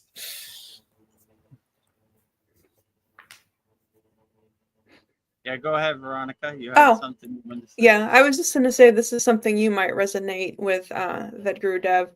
I'm just learning on this spiritual journey. It's like you really have to have a flexible mind, and everything is really not what it appears on the surface. Like I feel like I have to be open-minded but not attached to anything. And as soon as I like get my hopes up, that's when I get into trouble. Like these soul talks, I'm just excited to like talk to my soul family. So, you know, it would be great if like we get like thousands and thousands of subscribers. But I think my main goal is just to like connect with everybody that does show up. I don't know. That's like I'm if I'm chasing anything, I think it's just to like feel good. So yeah, not have expectations. My guru always used to say, not so serious, not so rigid, not so stiff, right? Kriya yoga is to be enjoyed, is to be relaxed into, it's to be comfortable in. So if you're trying to force something to happen. It never's going to happen the way you want it. So probably one of the most profound things I learned on the spiritual path is just stay light on your toes, adjust, pivot, change course, change direction, and don't get married to any idea, you know, stay open-minded. That's why I was always open-minded to all spiritual traditions, you know, like I love my spiritual tradition, my lineage, my parampara of Siddhanta or Kriya Yoga. I love all my ascended masters. I love all my spirit guides, but I'm not married to it, you know? If somebody else wants to join my family, like I told the story about Archangel Michael and the Seraphim, I was like, come on, I welcome everybody. My door is open to all enlightened beings. I'm open to all spiritual traditions. I always thought it was beautiful at Lake Shrine SRF that they have spiritual shrines for all traditions. If you're Muslim, you're Buddhist, you're Christian. Obviously, it's a huge Kriya Yoga mecca. We respect all traditions, you know? So long as you're not harming people, you don't have a violent mindset, you're not trying to hurt other people in the name of your God, then perfectly fine. Help people. One of the best things for me being a DJ, traveling all around the world, I pretty much saw that everybody around the world, whatever God they believe in, they're trying to feed their family and they're trying to help people. They're trying to be happy, right? There are a couple bad actors in all religions. It happens, but that doesn't define the whole, you know? A couple bad apples doesn't ruin the whole bunch, you know? So like, if you have that mindset, like, yeah, you know, pretty much everybody is just trying to feed their family. No matter what their flag is, no matter what their religion is, no matter what their language is, they're just trying to feed their family. And when you see God inside everyone and everything, then you see their inner divinity. And yeah, as long as they're not trying to hurt people, then you kind of respect their spiritual tradition, you know? And like I said before, have a God of your own choosing. If you choose this God, that's perfectly fine. You're trying to help people. You're trying to feed your family. You're trying to be helpful. Perfectly great. I don't want my story to become your story or your story to become my story. Keep up the good work. So, yeah, once you get on the spiritual path, instead of trying to force it, this took me like a year to learn, like, instead of trying to force it, right? Instead of trying to be so serious, like, if I'm going to do the plow pose, the hand has to be here, you know? When you modify it and adjust it to your own needs, it's a lot more beneficial. And you're not trying to be a yogic superhero. You're trying to relax into each posture. You're trying to be comfortable in each posture. So, yeah, I would say definitely be light on your toes. Don't be married to any idea. Don't go down with the ship, you know, just stay light on your toes and be open to all spiritual tradition, all ideas. You know, when we were walking in the Himalayan mountains, we collected lamas, we collected Buddhists, we collected sadhus, we collected swamis, we collected yogis for sure. We were open to everybody, and we didn't even ask them any questions. You like to walk? We're walking this way. If you want to walk with us, it's perfectly fine. Well, I'm not a yogi, I'm a Buddhist. Doesn't matter. We accept everybody. Everybody walk, you know? You like to walk? We like to walk. We accept you, you know? So, you know, no titles and no identities necessary. If you like walking, we accept you wholeheartedly. Whatever your title is, whatever your color is, whatever your flag is, you know, let's walk. You love God, we love God. Whatever name you call God, doesn't matter, you know? God, light workers walking this way, right? If you're saying, I don't like your false idols, you know, well, all right, but then don't walk with us. We accept people who enjoy our energy. Energy light workers walking this way. If you want to walk, whatever you call your tradition, it's perfectly fine. We're walking, you know? So we like to walk. I was just thinking something, like if I walked up to like almost any person on the street and asked them, hey, do you want to like go to war with this country, or, do you want peace? What do you want? Like they're all going to say the same thing. No, they probably don't want war. They Right. want peace. Yet there's this infrastructure. Like, where are these people that want war? And how did this whole thing, like, how did this happen that we let a small amount of so-called elites cause all this chaos by all their greed? Like, how are these few people controlling the masses that all just want peace? You know what I mean? It's Yeah, crazy. the 1% controls the 99%. And how they do that, in my perception, in my intuition, by divide and conquer. You can't hang out with a Muslim, they're radicalized or whatever you call them. You can't hang out with a person with a different skin tone. Georgia people can't hang out with Florida people, right? It's divide and conquer, right? So if we all collectively come together and say, no more divide and conquer, I don't want any of this, they're in big trouble, because we see the Wizard of Oz behind the curtain, right? All these people around the world are just trying to feed their family. I want no harm to them, I don't want your story to become my story, right? Let me tell you a story about these people in a faraway place that we have to go hurt, in the name of freedom. No thanks, They're trying to feed their family. Let me tell you a story about Dubai. I've been to Dubai a million times. They're trying to feed their family. They're trying to be happy. Wait a minute. No, they're not. They're this, they're that. No, they're not. I've been there. Boots on the ground. I know what they are, They call God a different name, but who cares? If you're aligning yourself with God, it's a good thing no matter what, right?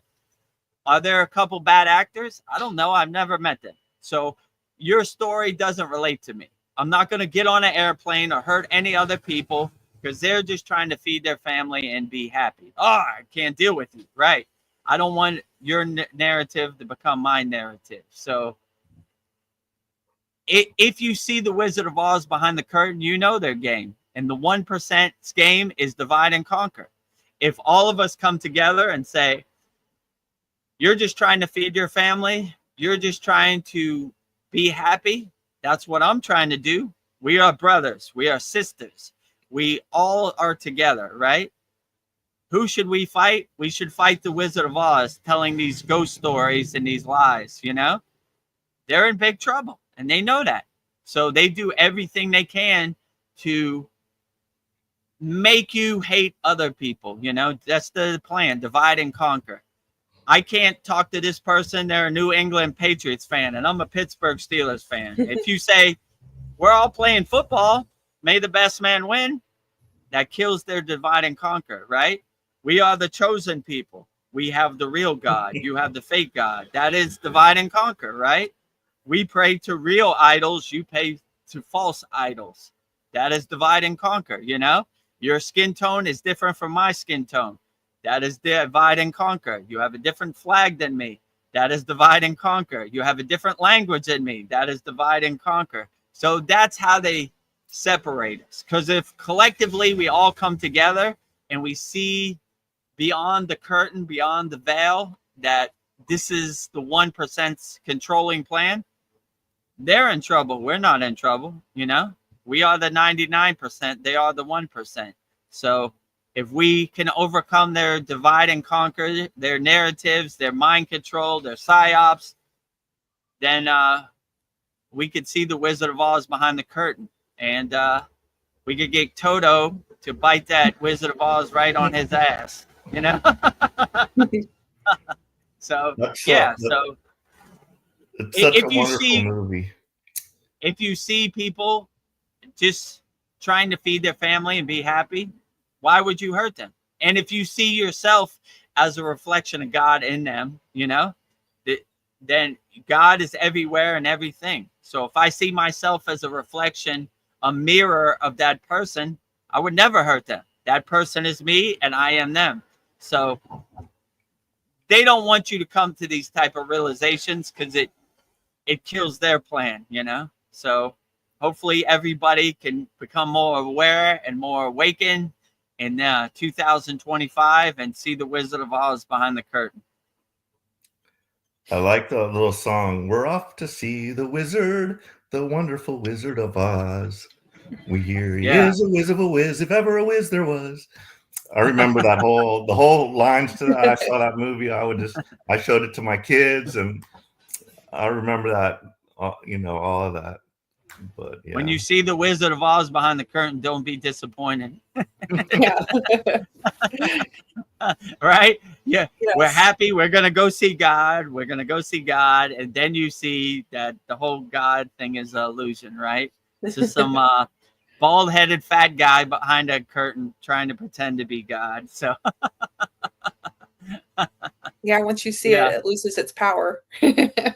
don't have any expectations, you know, like when you see the narrative and you see the Wizard of Oz behind the curtain, or you see the 3D chess pieces, you're like, that's what liars do. They tell lies. So like I always say, Lucy with the football. Today is the day Lucy's gonna let Charlie Brown kick the field goal. Never happened.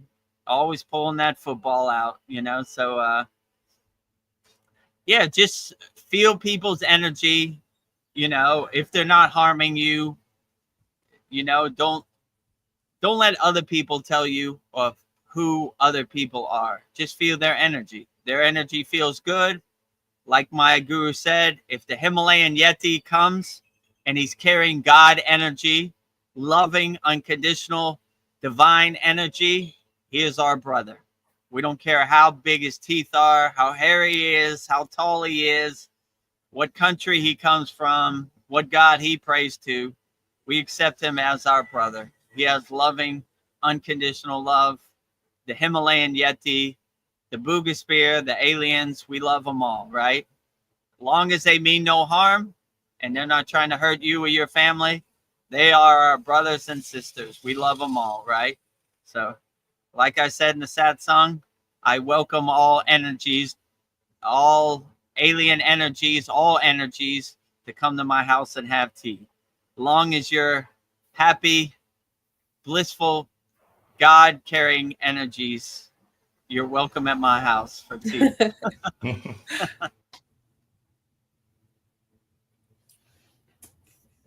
Well, I don't know. We were talking about no expectations, and Sandy brought up said something that explains why I always show up every week after week. And she says, always love being here with you all. By the way, thank you. Om Babaji and all light beams. So I was thinking that's how I get paid. People like Sandy. Om Babaji, Om Kriya Babaji Namo, all light beings, all ascended masters, all self-realized beings, all enlightened beings, everybody out there. Thank you for the job you're doing. You're doing all the heavy lifting. So I'm just delivering the mail. I'm the water boy on the football team. So all the glory to them. They're doing all the heavy lifting, right? So yeah, I enjoy having you here also, Sandy. So all the light to everybody out there watching this on YouTube or who will watch this later. All light to everybody. All peace and healing and unconditional love. And Sandy had a question for you about Ascended Masters. She wants to know, can we work with them and learn from various Ascended Masters and or gods and various light beings? No restrictions on who we can work with us. Yeah, and my intuition, these light beings, these Ascended Masters, these spirit guides, they kind of don't interfere. They kind of work from a distance. So they'll give you breadcrumbs or signposts or like little intuitions, or as they say in yoga, darshans, like to help you, guide you on the path. But they don't really, they work with you from kind of afar, you know? So yeah, they're there if you need them, you know? But in my case, when I do my puja or my offerings to all the ascended masters, it's more to thank them for the job they're doing. They're doing all the heavy lifting. Sometimes they ask me, Vedagurudev, what do you want? And I said, I don't want nothing. I want you to keep doing the great job that you're doing. You're doing all the heavy lifting. You're doing the best job of all the glory and grace and devotion to you. Whatever spiritual tradition, whatever ascended master, whatever spirit guide is a part of my spiritual family, I give all the glory to you. So I don't need anything. All I need you to come to work tomorrow, because you're doing the best job out of anybody. Keep up the good work always. So that's what I kind of say to these ascended masters. They're doing the best job. But in my intuition, they work with us, but they work with us at a kind of distance, you know. They don't really interfere. They kind of leave like breadcrumbs or insights or darshan. So in Kriya Yoga, we're always trying to clear out the distractions, the obstacles, the resistance, so we have a clear connection. So there's no static on our radio signal. We just let the signal free flowing, right? So we're clearing all the blockages. As my guru would say, go down to your basement, clear out all the boxes that are blocking your doorway to God. So that's basically what we're doing in our practice. We're trying to clear the signal so we have a direct connection to any spiritual guide or any ascended master or any enlightened being that wants to contact us. So we're always bringing our energy up to our crown, because my guru used to say the crown chakra is the lowest point that these ascended masters or these spiritual beings can come to, right? So we're always trying to open the gate of our crown so we can have a meeting, we can have tea, we can have a clear connection, we can channel all spiritual beings, all enlightened beings. Because if you have a bunch of distractions, it sounds like a staticky radio signal where you can't hear the music on the radio channel. So you just try to tune it in and remove all that static as much as possible. Yes. And then Sandy says we can do a whole lot while socially in the background. As for light bringers, so we aren't in the background. Keep shining, guys. Yeah, bring all light workers to the forefront. There are a lot of dark workers to the forefront. We need more light workers on the front line. So keep shining. Don't let anybody suppress your light workers. Let your soul shine, you know? Bring your soul to the forefront. Bring all the junk and distractions to the background. Bring all that to the background. Bring your soul to the forefront, right? So we always want to let our soul shine, no matter how bright it is. Shine bright like a diamond, you know? Always try to shine as bright as possible, you know? And then Sandy goes on to say, I'm trying to remember the quote by Ram Dass, something like, if you think you're enlightened, go live with the family for a week. Yeah, they will test you. Yeah, so like I said, every day is a test as a yogi. Ram Dass, who was a devotee of named Karoli Baba. If you saw the picture I was holding before, that's a picture of named Karoli Baba. You know, they definitely, my guru used to say, anybody could go into samadhi or deep meditation in the forest where there's no distractions. The real test, the real mastery of your meditation is going in the middle of New Delhi where there's a million cars honking their horn, there's pollution, there's chaos. So yeah, I agree with him. If you think you're an enlightened yogi, go be with your direct family for 1 week and we'll see how enlightened you really are. They would definitely test you.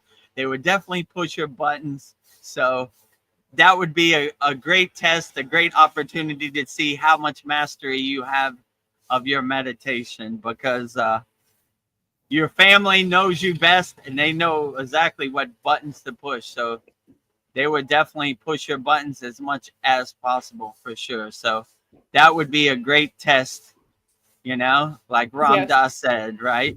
You think you're enlightened? All right. Go to Thanksgiving dinner, go to Christmas, and we'll see how enlightened you really are. And you'll begin to realize that you need your house is under construction. You need there's some rough edges you need to smooth out, even no matter how enlightened you are, right? I always like when my guru said, we're always a house under construction. So no matter how far you think you go on a path, there's always some work you could do more. There's always something to build. There's always something to fix on the house. And going to Thanksgiving dinner or going to Christmas dinner, you'll see that glare of the Maya delusional world, and you'll realize quickly, like, I need to do some more inner work. This is really testing me. Your family knows how to push your buttons more than anybody. So, around the Thanksgiving dinner, Vedagurudev, you're still meditating. That doesn't work, Yes. Kavachum shield, where are you? Put up that shield, because it's going to be a rough one, So, yeah, you're right. To really see how much mastery you have of your emotions and your emotional reactions, go to Thanksgiving dinner with your family or any family event, and you would definitely be tested. Well, I think you just answered Sandy's question. She said that like ex-wives, current partners, or family members, what role do you feel boundaries has as far as honoring your spiritual path? While still showing loving kindness to these tricky peeps. Yes, that's a good question. Well, I just had to handle that with my daughter. Remember, I told you the little thing and you gave me your advice, but I did have to talk with her, and I tried to be as gentle as possible, but I did have to boundary with the animals, because I'm being affected by that, a lot, and I'm the one who's almost always, not always, but I'm having to take care of these animals too, and it's bothering me. So I put an end to that, and I just told her about her spending habits. I wanted to make sure she's not, building up debt on her credit card, and that she's, being responsible. And I just told her it's best to be minimal. That will save you a lot of work. You'll have a smaller laundry to do, and it's just you can keep organized. But so yeah, I had that little talk, and it went pretty well. So yeah, I would just create, like Paul said, create boundaries. Like I don't want to be a pushover. I don't want to rubber stamp or auto pen everything you say. This is my limit, right? Like if you want to dog sit dogs, that's your job, not my job. I'll help you if you need help, but it's on you. That is your job. I didn't sign up to be a dog watcher, so I have my limits, right? Same thing with your family, but with your family, it's a little different because you're attached to them by blood, but still, it depends what it is. If it's somebody in your atmosphere every day, like let's say my daughter, you have to create boundaries and limits. Say, all right, I love you, but I don't accept this, right? This is my limit right here. And if it's somebody you see once a year on Christmas or Thanksgiving, you just be like, okay, it's easy to walk away. When you live with somebody 24 hours a day, it's not easy to walk away. It's hard. You have to come to some kind of compromise. If I see my uncles and they say, Chris, what do you think about the Pittsburgh Steelers? Then, or why don't you become a football player like your like your family and this and that? You need to be toughened up and rough. You need to be a real steel mill worker, a real man. You just kind of take it on the chin, like, yeah, whatever. This is my path. If you don't accept it, it's okay, So if you don't think practicing Kriya yoga makes me manly, it doesn't really matter, because it's between me and Babaji. So yeah, I would create some boundaries, but if it's somebody you just see in passing, I would just take it on the chin and just walk away. Like, yeah, whatever, because they want to get into like a debate or an argument, like, just don't give it to them, like anytime my ex-wife or anybody wants to get in the shouting match, I just walk away. I don't want no part of it, I don't want to respond. I don't care if you accept it. I just let it go, let it pass as best as I can. And yeah, so I wouldn't take it too personally. I would just let it go, and just be like, okay, whatever, So it just depends, but they definitely would test you. In my case, they definitely tested me for sure, 100%, right? That is their job. Your family's job is to push your buttons and test you, get under your skin and dance around. That is their job, right? They're doing a great job. They will test you every day, So just take it on the chin when you wake up, like, I don't know how it's going to come today, but it's definitely coming. So I take it on the chin and I let it go, whatever, I don't attach to it. But yeah, that is the tallest mountain to climb. Your personal family, your blood relatives. They are masters, manipulators, master button pushers, master distractors, master getting under your skin and dancing around. But yeah, I just wouldn't get attached to it. See it as clouds passing in the sky, like, yeah, okay, yeah. So I have a 15-year-old daughter, so when it's that time of month, I just turn around and go backwards, like, I don't know what to say. Get out of my room. Get out of my room. Get out of here. I was like, all right, leave it, Oh my God. So, all right. So, Dracula has arrived, So I just walk out. I just go out the room. I don't question it. I don't think about it. I say, well, I guess it's that time of month. I don't want to be around, right? Yes. Let her work it out on her own, If she needs something, she'll tell me. If she doesn't, I give her space and let her, work it out on her own. It's a good life lesson, right? Fix yourself.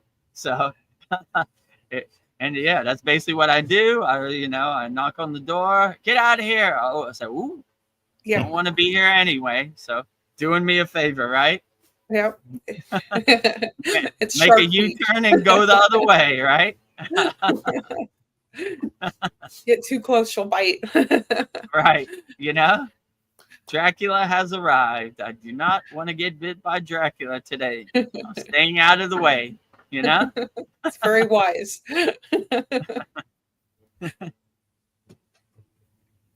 Yeah, I was thinking, like, your wife, if she just would like approach you with kindness and love, she'd probably have different results with you.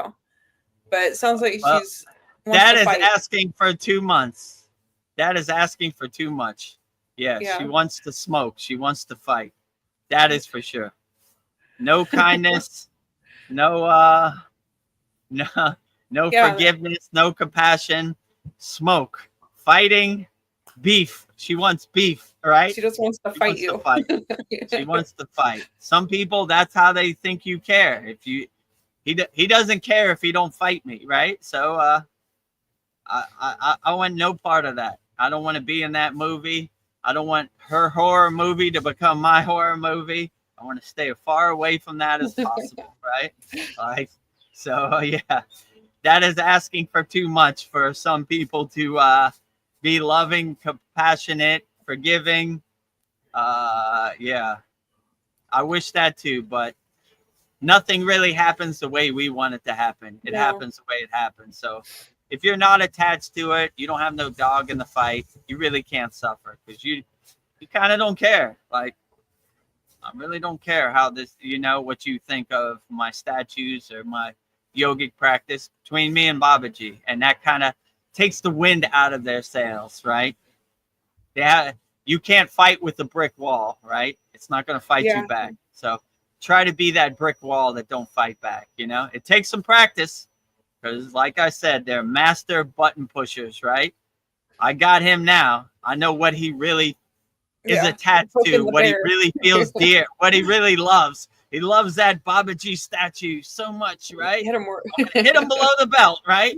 You know, false idols, you know, hitting below the belt, and you just breathe, and you gotta be patient and just say, I am not this narrative, I am not this body, I am not this mind. You know, this is a good opportunity to put up my Kavachum shield, and all those meteors that are hitting my atmosphere, dissolving on impact. I don't attach to them. No meteors let through my shield, right? No no psyops. They burn up on impact when they hit my atmosphere. So, I was thinking like all these. I was gonna say it's a work in progress. I'm not perfect at it, but I'm aware of it. I'm using my discernment. I'm trying to do the best I can. So keep fighting the good fight out there in YouTube land. Don't let them get under your skin. Never. I kind of feel like all these difficult people in our lives, I kind of look at them with love now and just like, oh, I shall overcome this. Thank you for this opportunity. Yeah, exactly. It's a good opportunity to test your yogic practice, to break out your yogic toolbox, pull your kriyas out of your pocket and say, all right, I got something for this. I remember in class 25, Vedagurudev said to do this. I'm going to try it out. It's a good opportunity to try it out, right? I've been looking for the opportunity to try it out, and that day has arrived. So let's try it out. Yeah. Kapow. When you really integrate like Kriya Yoga into your daily life 24 hours a day, you look for the opportunity. So when I go to a government office in Thailand, immigration, or the DMV, I say, this is going to take 2 hours. Cool. Where's my mala beads? I'm going to really lean into my Gayatri mantra today. Let me see what mantra I feel today. I'm feeling like saying the Buddhist mantra today. I'm gonna praise Buddha today. Oh, they got a cool Buddha statue over there. I'm gonna direct my Shakti, my energy, to praising Buddha while I pass the time. And if you have that kind of mindset, you really won't get frustrated because you look for the opportunities to break out your mala, or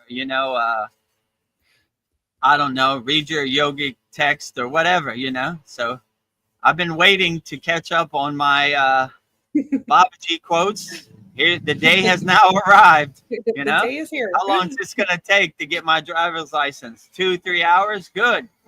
All right. Let me read some of the Yoga Sutras. Let me pull out my mala bead and, get to work, So if you look at everything as an opportunity to enhance your sadhana or go deeper into your sadhana, then you'll be blissful 24 hours a day. You stay mindful no matter what you do. I'm sweeping the leaves in front of my house. I keep a mindful mind state. I'm washing the dishes in my house.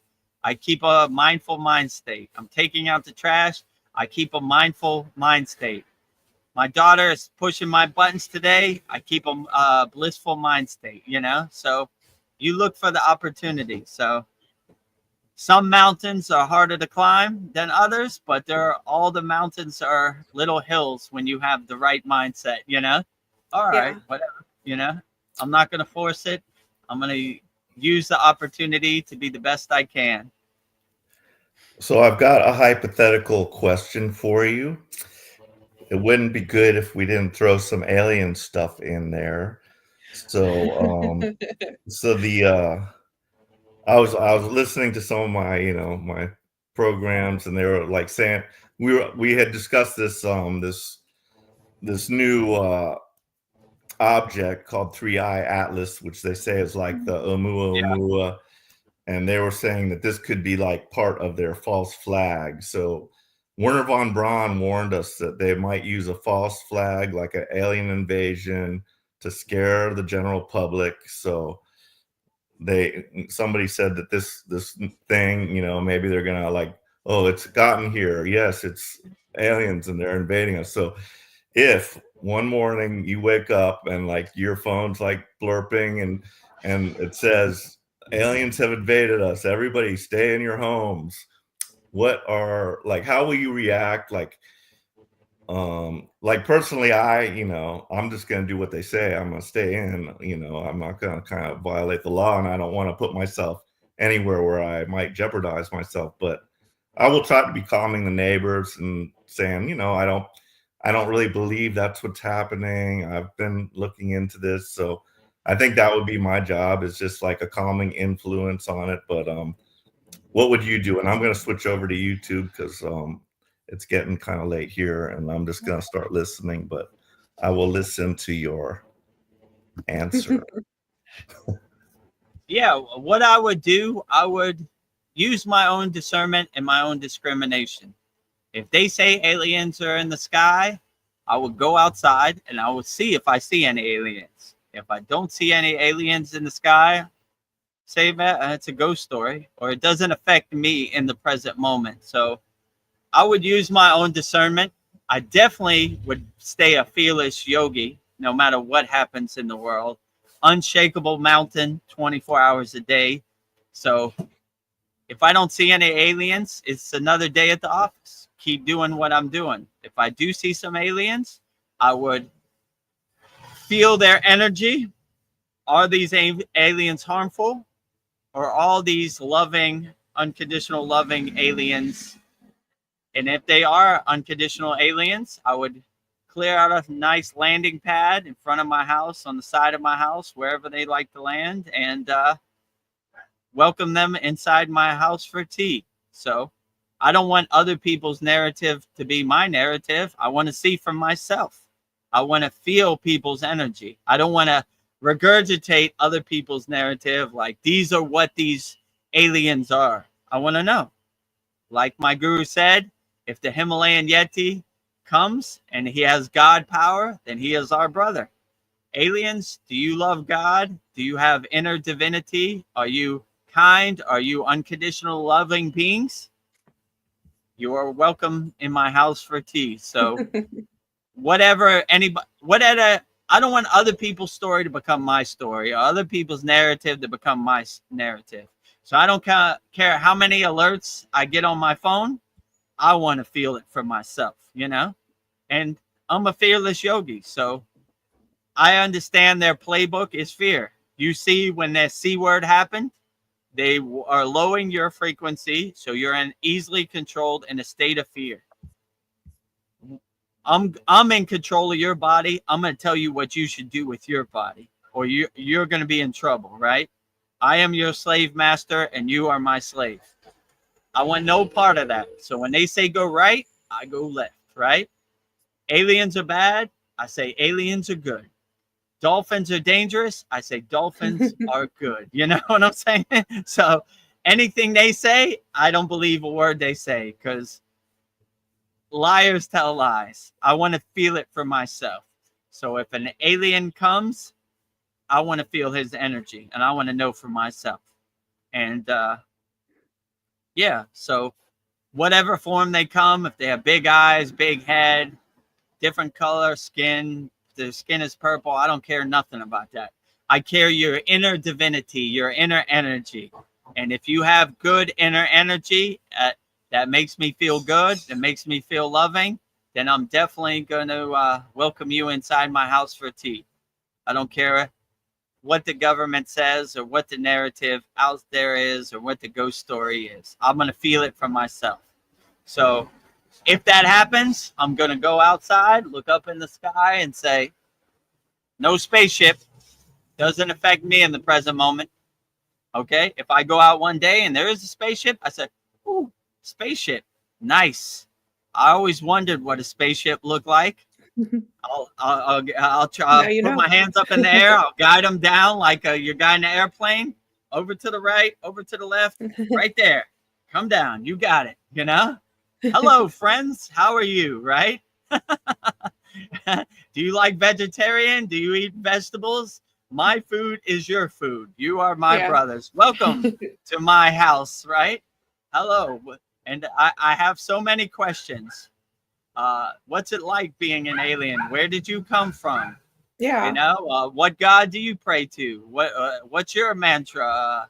You know, I've been waiting for this day. I got a whole booklet prepared, you know, or I wouldn't even have any questions prepared. I would just say what came off the top of my head, right? You know? Yeah. We were talking in a previous sad song that it was so disheartening and so sad that they killed E.T. in that movie in the 80s. So I am not going to hurt or harm any ET. I'm going to live in a state of ahimsa, which is nonviolence, and welcome them into my house, right? Whatever the narrative is on TV or mainstream media or social media, when they say go right, I go left. I want to feel it for myself. So I'm a fearless yogi. I'm not scared of their spaceship or their light beam or whatever. I want to feel it, right? And if they do hurt me or do destroy my physical body, that's between them and God. That's their karma, not my karma. You know, they be doing me a favor, you know, right? Vedagurudev, how did you get here so fast? You're supposed to be on the front line doing your light work. Oh, alien destroyed my physical body. It hit me with a light beam. Out of my control. Good to see you, friends. I've been waiting to come home, you know? Welcome.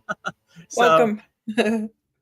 That would be my advice. I don't want their narrative to become our narrative. And as you could see very clearly during the C word, that is their playbook. And their playbook is a fear-based playbook. So stay fearless, aliens, monsters, Dracula, whatever. Always stay fearless.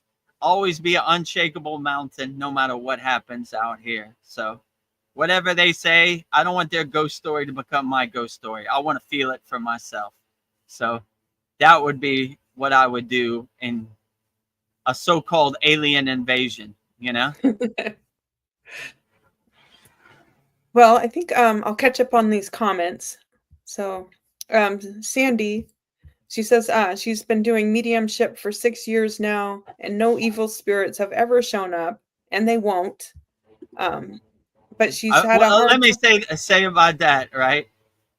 Yeah, I agree with you. I have never, ever seen the demons, devils, never, right? Never happened. I've never had an audience of that. Maybe it's because I'm vibrating on a higher frequency, but I've never had an audience of so-called things that they say are out there. I've never seen it. Yeah. Show yourself. I want to see. I told my guru one time, he said, if you come face to face with the devil, what would you do? I said, I'd kick him right in his ass. I wait for the opportunity. The day has now come. My foot is going to touch the devil's ass. I've been waiting for this day. I've been providing for this.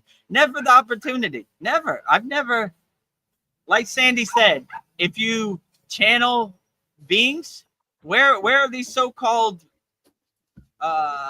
dark forces or lower frequency beings? Where are they at? I've never seen them. I've never seen them. They don't give people like us an audience. They stay away from light workers. So these malevolent beings, I can't relate. I've never seen them, you know? I have no stories about them. I've only seen higher frequency beings. Maybe because I'm not dwelling, I don't hang out, I don't put myself in those situations, right? Where these people hang out, but I've never seen them. Where are they at? Show yourself. You know, these are cool ghost stories, but where are they at? I've never seen them. So maybe they stay away from higher frequency light beings like me, or I don't know where they at, you know, but I stay ready so I don't have to get ready.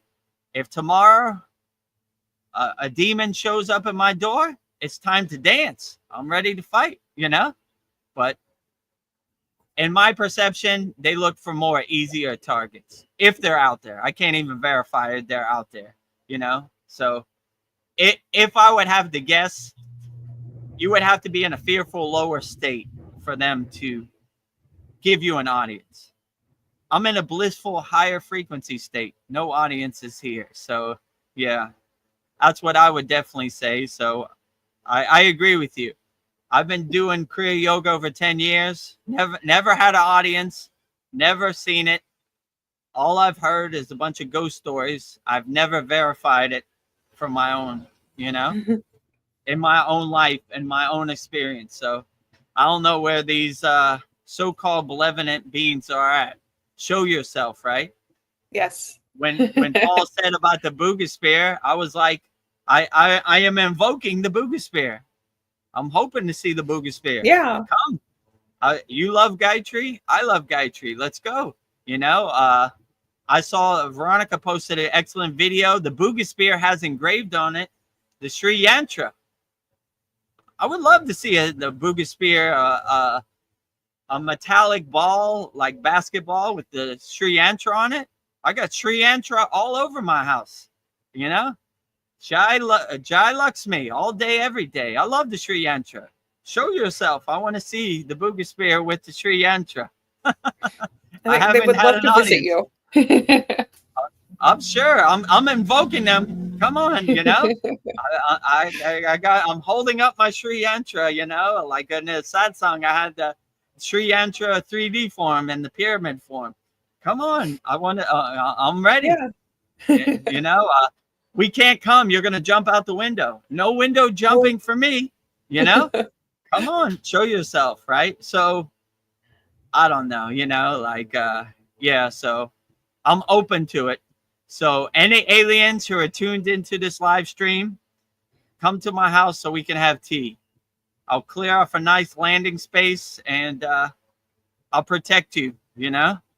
I'll be Drew Barrymore and E.T. I'll hide you in the closet and my bed is your bed. My food is your food, you know? If you eat different food than me, you're not vegetarian, I'll go find you some food. You say you like eating a bar of soap, I'll go find you a bar of soap. You know, you are always welcome at my house, all aliens. Yeah, I'll make you feel at home. Yeah, my casa is your casa. How do you say it? My mi casa too. Yeah, mi casa, su casa. Yeah, right. Yes. My house is your house, alien. Right? I'll sleep on the floor. You can sleep in my bed, no problem. Right? You're not scared of me. You're not. No, I'm not scared of you. I welcome an audience of aliens. So, yeah, wherever these malevolent so-called beings are, I never seen it, you know, so I can't verify it. These are cool campfire stories, but in my personal experience, I've never had an audience. So, like Sandy said, she's been practicing mediumship for 6 years. I've been a Kriya yogi for over 10 years, practicing Kriya yoga. Never had an audience, you know. In the caves of the Himalayan mountains, I've seen a bunch of lights flying around, but they've never given me an audience. Only seen from a distance.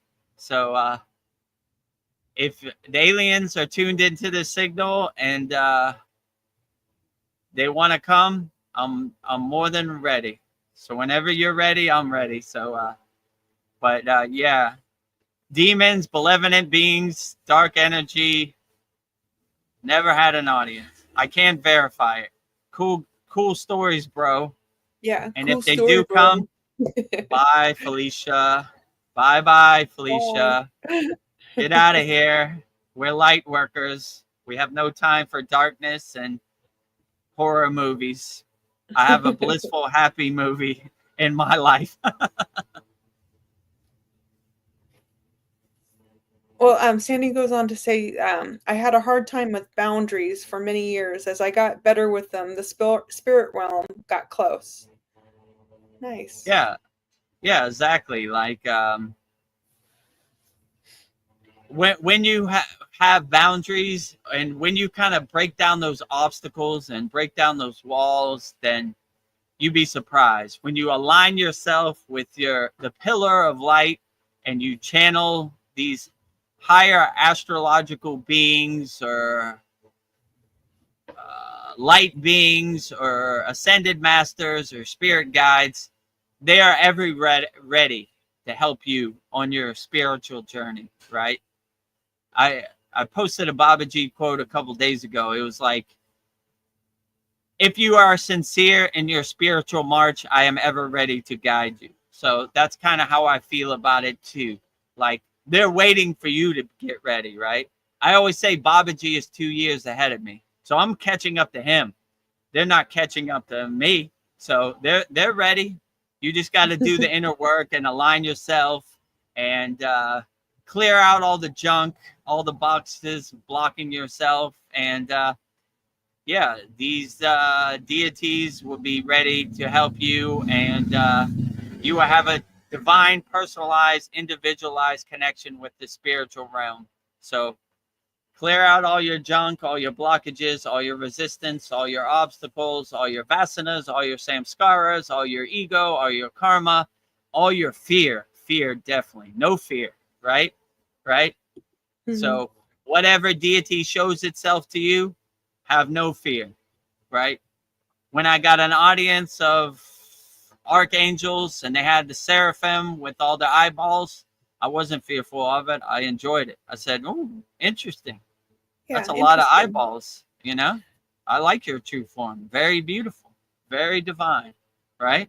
And my intuition was they were kind of surprised because most people are fearful. That's not the standard angel visualization of photo, right? So, but I was open to it. Oh, cool, you know? Cool.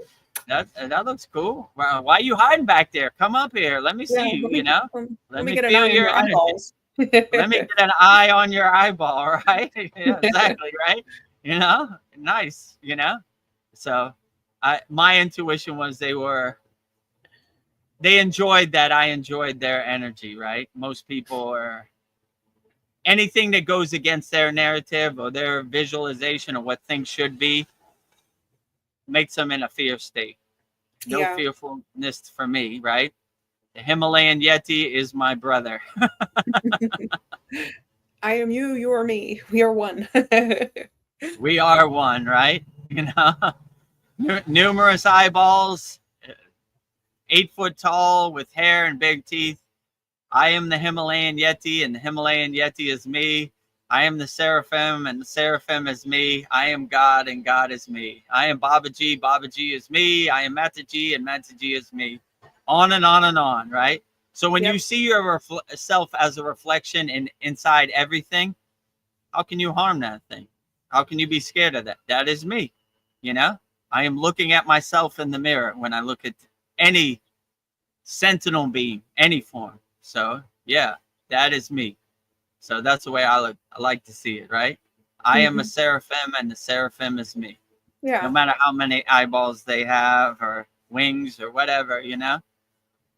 I am that, right? No separation. Hamsa. I am that. Soham. That I am, right? I am that, right? That meaning whatever is, you know, God. Whatever form of God presents it, I am that, right? I am that, you know? Hamsa.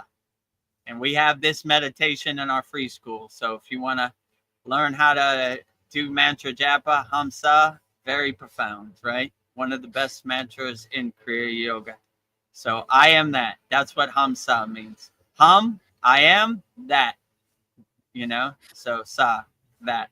Or so hum, that I am. Whichever one works best for you. And if you come to that awareness, then you will realize I am that. That meaning everything. Anything that is a spark of God, I am that. Besides your car. Your car is not a spark of God. It's a piece of metal. Let me go through the comments again. They're building up. Okay, yeah. You put all your comments in the YouTube chat.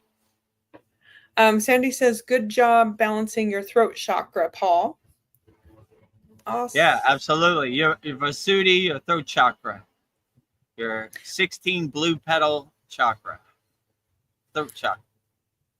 And also the heart chakra, accepting love, loving kindness for ourselves and thus the universe. Absolutely. Yeah. The heart chakra, unconditional love, the anahata, the 12 green petal flower. Yeah. Unconditional love everywhere.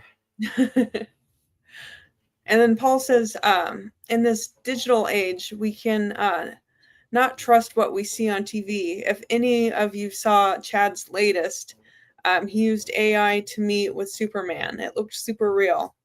Yeah, this AI is out of control. Yeah. So in the digital age, my TV is a wall ornament. It's like a picture frame. I haven't watched my TV in years. It's collecting dust. It's just something on the wall that I never turn on. It probably doesn't even work anymore. So yeah, I don't trust anything in this digital age. Especially with AI. Like I think I saw that Chad had a picture where he was taking a selfie with Superman, right? Yeah. And I don't trust any of this. Like anytime I go on YouTube to check our videos, there's always an AI video. Learn Tai Chi, learn how to breathe. And, you could, it's obviously AI, but the better AI gets, you're not even going to be able to tell anything. So I definitely wouldn't trust anything out there. I would use your own discernment, your own discrimination. Don't trust anything you see on the social media slot machine of, the internet, or don't trust any mainstream media. Like I wouldn't trust anything anymore, to be honest. Right, when they say go right, I go left. Like this is all fakeness, right? And soon, probably in a couple years, it's all going to be AI. So don't trust anything. Only trust what you resonate with what you feel inside you as you. I don't trust anything I see. I don't even believe my own two eyes anymore. So anything, trust no one. Like only use your own discernment, your own discrimination. Don't trust anything. So yeah, I don't trust anything. But yeah, that's a good example.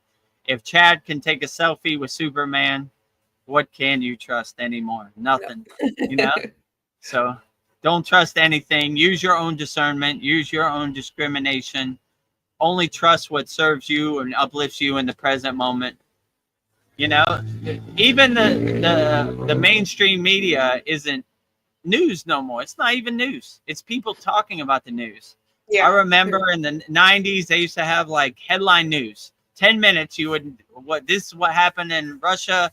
This is what the president said. This is what happened. Okay, I got it. 10 minutes. I'm ready to start my day. Now it's people talking about like, what do you think about what Donald Trump said? I don't care what you think. I want the news. So the news is even fake. It's a bunch of people talking about the news. I don't care what you think about the news. Give me the news. What are the football scores? The Pittsburgh Steelers won 35-21. Okay, good news, right? Let me tell you what I think about the game. I don't care what you think about the game. I want the score. Right? Let me tell you what I think about what Donald Trump said on tariffs. I don't care what you just give it to me straight. I don't want your editorial or what you think. So everything is fake now. I don't believe any of it, right? The only thing that's real is the Kriya Yoga School. So join our Kriya Yoga School. It's real. I am not AI. Right. All the information is below, right? All the information below, right? If you believe the realness that I'm talking and you resonate with this, support the movement. Join our Kriya Yoga YouTube channel family at Vedagurudev. Discover the secrets of Kriya Yoga, 100% free. Go to freekriyayoga.com. We have over 560 members from all around the world, like-minded Kriya yogis and yoginis practicing. And if you like the value and you resonate with Kriya Yoga and you want to go to the advanced techniques, go to kriyayogamasterclass.com. And I will personally coach you and get you the results you want. So, yeah. So, I gave you a blueprint, a roadmap, a step-by-step framework how to get started. So it's up to you. No pressure. choose what's the best road for you, right? Well, so yeah, let's get back to the questions. Oh yeah, I just took it off. That's okay. Namaste all. Namaste to you, Namaste. Mariana. We're on here at the Thailand beaches ranting about aliens and all kinds of stuff. Well, Paul just says he just posted Chad's video on the SKOOL website. It's a fun one. We have to laugh. God has a sense of humor. Yeah, God has a sense of humor. I'll watch that when I get off, right? Chad's video with Superman, he says it was more than a selfie. It was a live action video. He made out with Superman. LOL. Kissy, kissy. Chad made out with Superman? I definitely didn't see that. Like, I just saw it on my timeline, so it was a still picture. Chad made out with Superman? Okay. That's more information than I need, but if Chad's in love with Superman and making out with him, okay, I guess to each its own, right? Yeah. Love is in the eye of the beholder.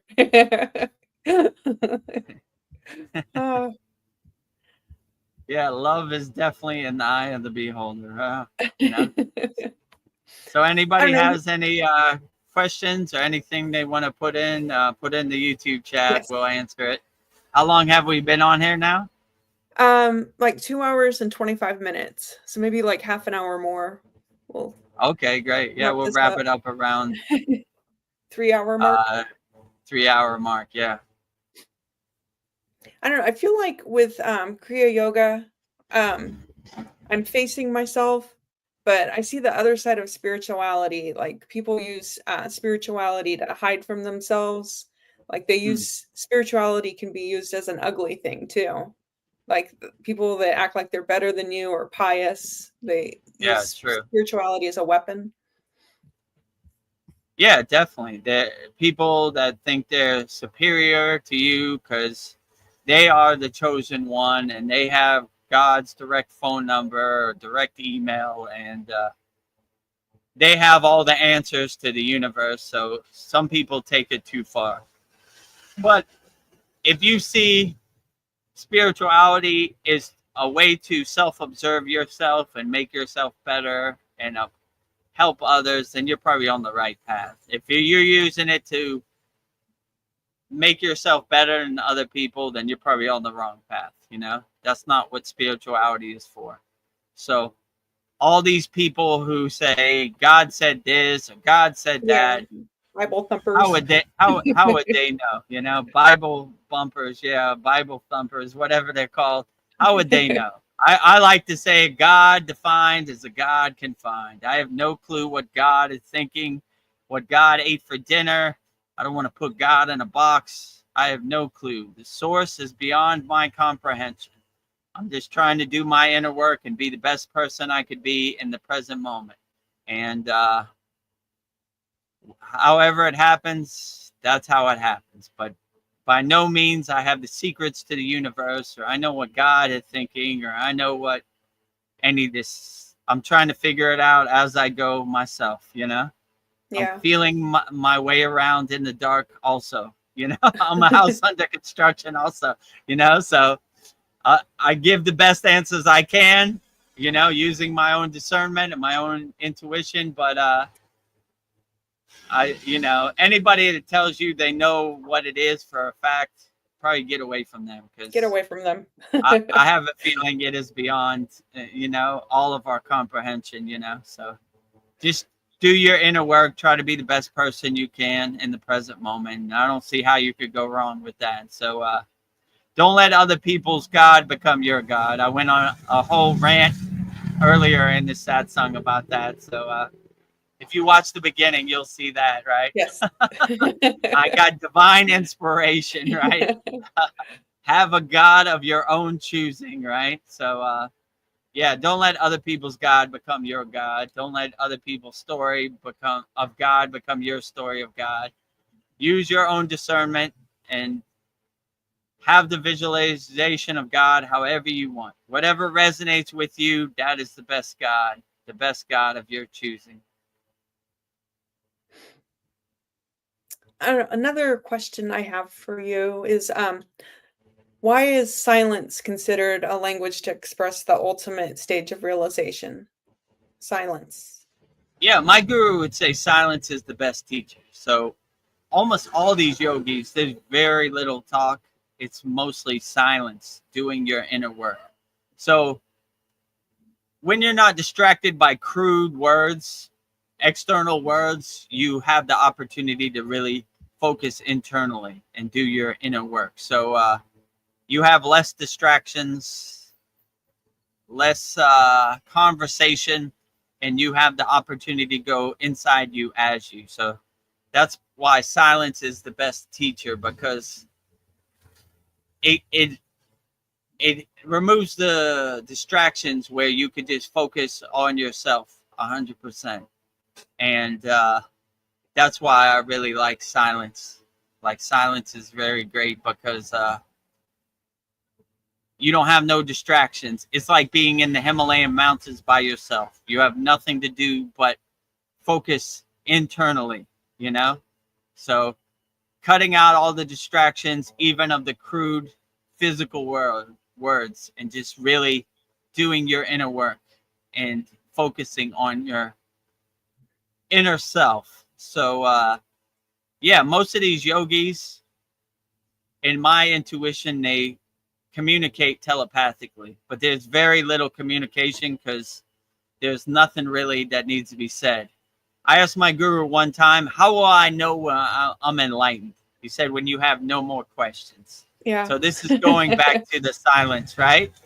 When you don't have any words that you need to communicate, you know thyself, you're self-realized, you're God-realized, then there's nothing really to talk about. So in the Himalayan mountains, there was very little physical communication, if any. And even telepathic communication was very limited because nothing needed to be said. You knew what you needed to do, and there was no need to convey stories unless it was a campfire yagna time.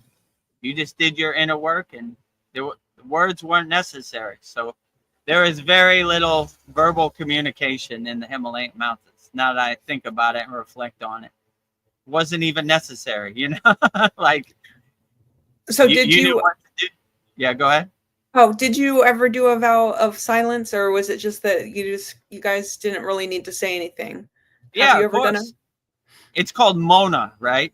Mona is silence. So I've done week vows of silence. I've done couple days vows of silence, you know? Yeah, so I was well prepared when it was a 24-hour day state of Mona, which means silence. So, you know, it really helps us awaken you and makes you become aware that a lot of words aren't necessary, especially on the spiritual path. So, you know, they have what's called Mona yogis, which are, they never talk. They're in a 24 state of Mona, right? And I've had yogis where they write on a piece of paper, Mona, right? You get it, you know? I'm in silence. Okay, I get it, you know? Sorry, you know? I didn't know you were in a state of Mona, but now I know, right? Nothing to communicate. So if they need to communicate, which is very little, they'll write it on a piece of paper. Like, I don't want to break my state of Mona for something it's not necessary. I mean, but to be honest, there was very little need for words, verbal communication in the Himalayan mountains. So it's almost like a unwritten rule of Mona, you know, in the Himalayan mountains, right? It's not like I'm trying to be in Mona. It's just not necessary to convey stuff with words, you know? I mean, every once in a while, but yeah, mostly Mona, right? That's a good way to be. Silent 24 hours a day. Yeah, I feel like we get uncomfortable with silence. Like we feel like most people feel like they constantly need to be talking. They can't handle it if it's too quiet. They got to turn on music or turn the TV on or whatever just to have noise. But how nice is it to just not we're have in any? love with our distractions and our conditioning. You know, we think we're not alive unless we're talking or we're doing something. But it feels good to be in a state of silence, in a state of mona, you know, just being alone with yourself, you know, having tea with you and God inside you as you, you know. So yeah, so our whole life has become like a major distraction. I've said this many times before, so if you heard this, bear with me. My guru told me, Vedagurudev, you're a master distractor. I go, how do you mean, Baba? He said, your whole life is conditioning, distraction, all this stuff, all these identifications you don't need. Throw them all away. We don't need them. So, yeah, that's the way I look at it too. We build up all these identities and all these distractions and all these conditionings we think we need, but when we go into a state of silence, we realize we don't need any of that. So we just stay in silence and throw away the trash and be alone with yourself. So give it a try. Mona. Yes. I don't know. Speaking of distractions, like my social media is being flooded with this Liam Neeson and Pamela Anderson love story. And I think it's great, but I'm just thinking, why do I care that I don't know. It's just like, I don't care. Like, but right. I don't know. How People does it serve you in the present moment, you know? Wow, that's old school. Pamela Anderson and Liam Neeson. I haven't heard those names in a long time, right? Yeah, I was like, you know, that's good. Yeah. It's, you know, I think we all love a good a comeback story. And I know Liam Neeson's wife, I guess she died in a really bad ski accident and bumped her head. And I don't know. Yeah, and Pamela Anderson has been out of the spotlight for a long time. So, but I think maybe they're just promoting their movie. They're just trying to get us interested in them. But I feel like everything's a distraction. Yeah, you can't trust it. I mean, the best affirmation to have is, how does this serve me in the present moment? Yeah. And you realize quickly it doesn't serve you in the present moment.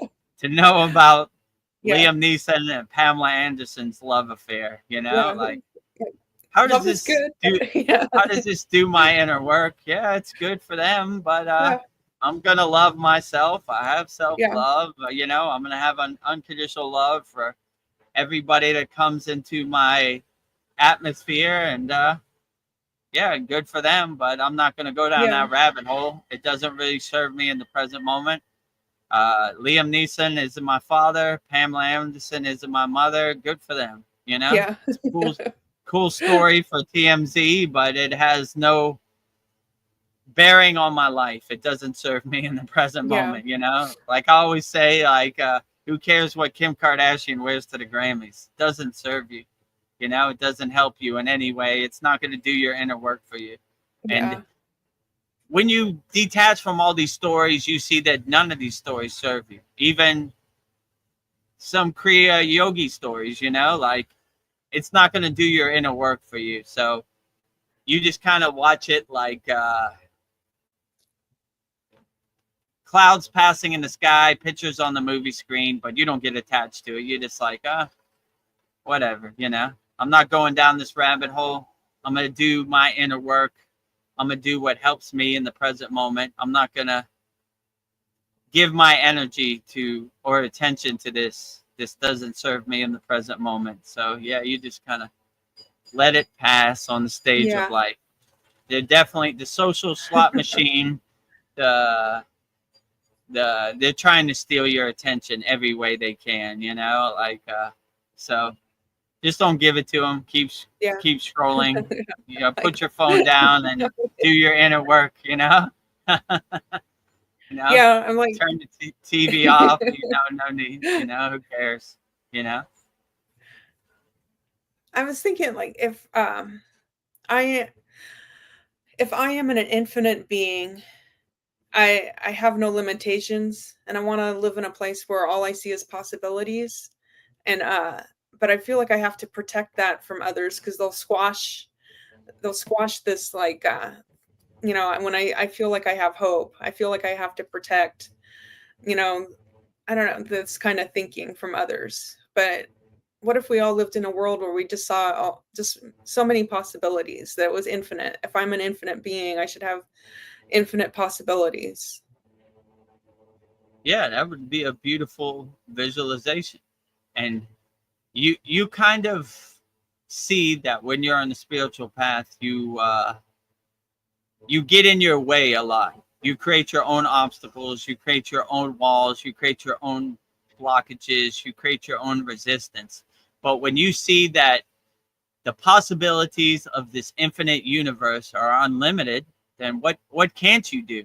Not what can you do, you can do everything. So there's nothing stopping you. You are totally liberated, you are totally free, and you could just do whatever you want. You're a free bird to fly and go wherever you want as you wish, and you're not controlled by anything. You're totally in a state of what they call moksha, liberation, right? That's a high state of Kriya yoga that we all aspire to. Liberated. I'm free. I do whatever I want. I go where I want. I do what I want. I'm not making other people's story become my story. I do whatever I want. I write my story. I direct my movie. I am the creator of my movie. I make it however I want. And the ending of my movie will happen however I want it to.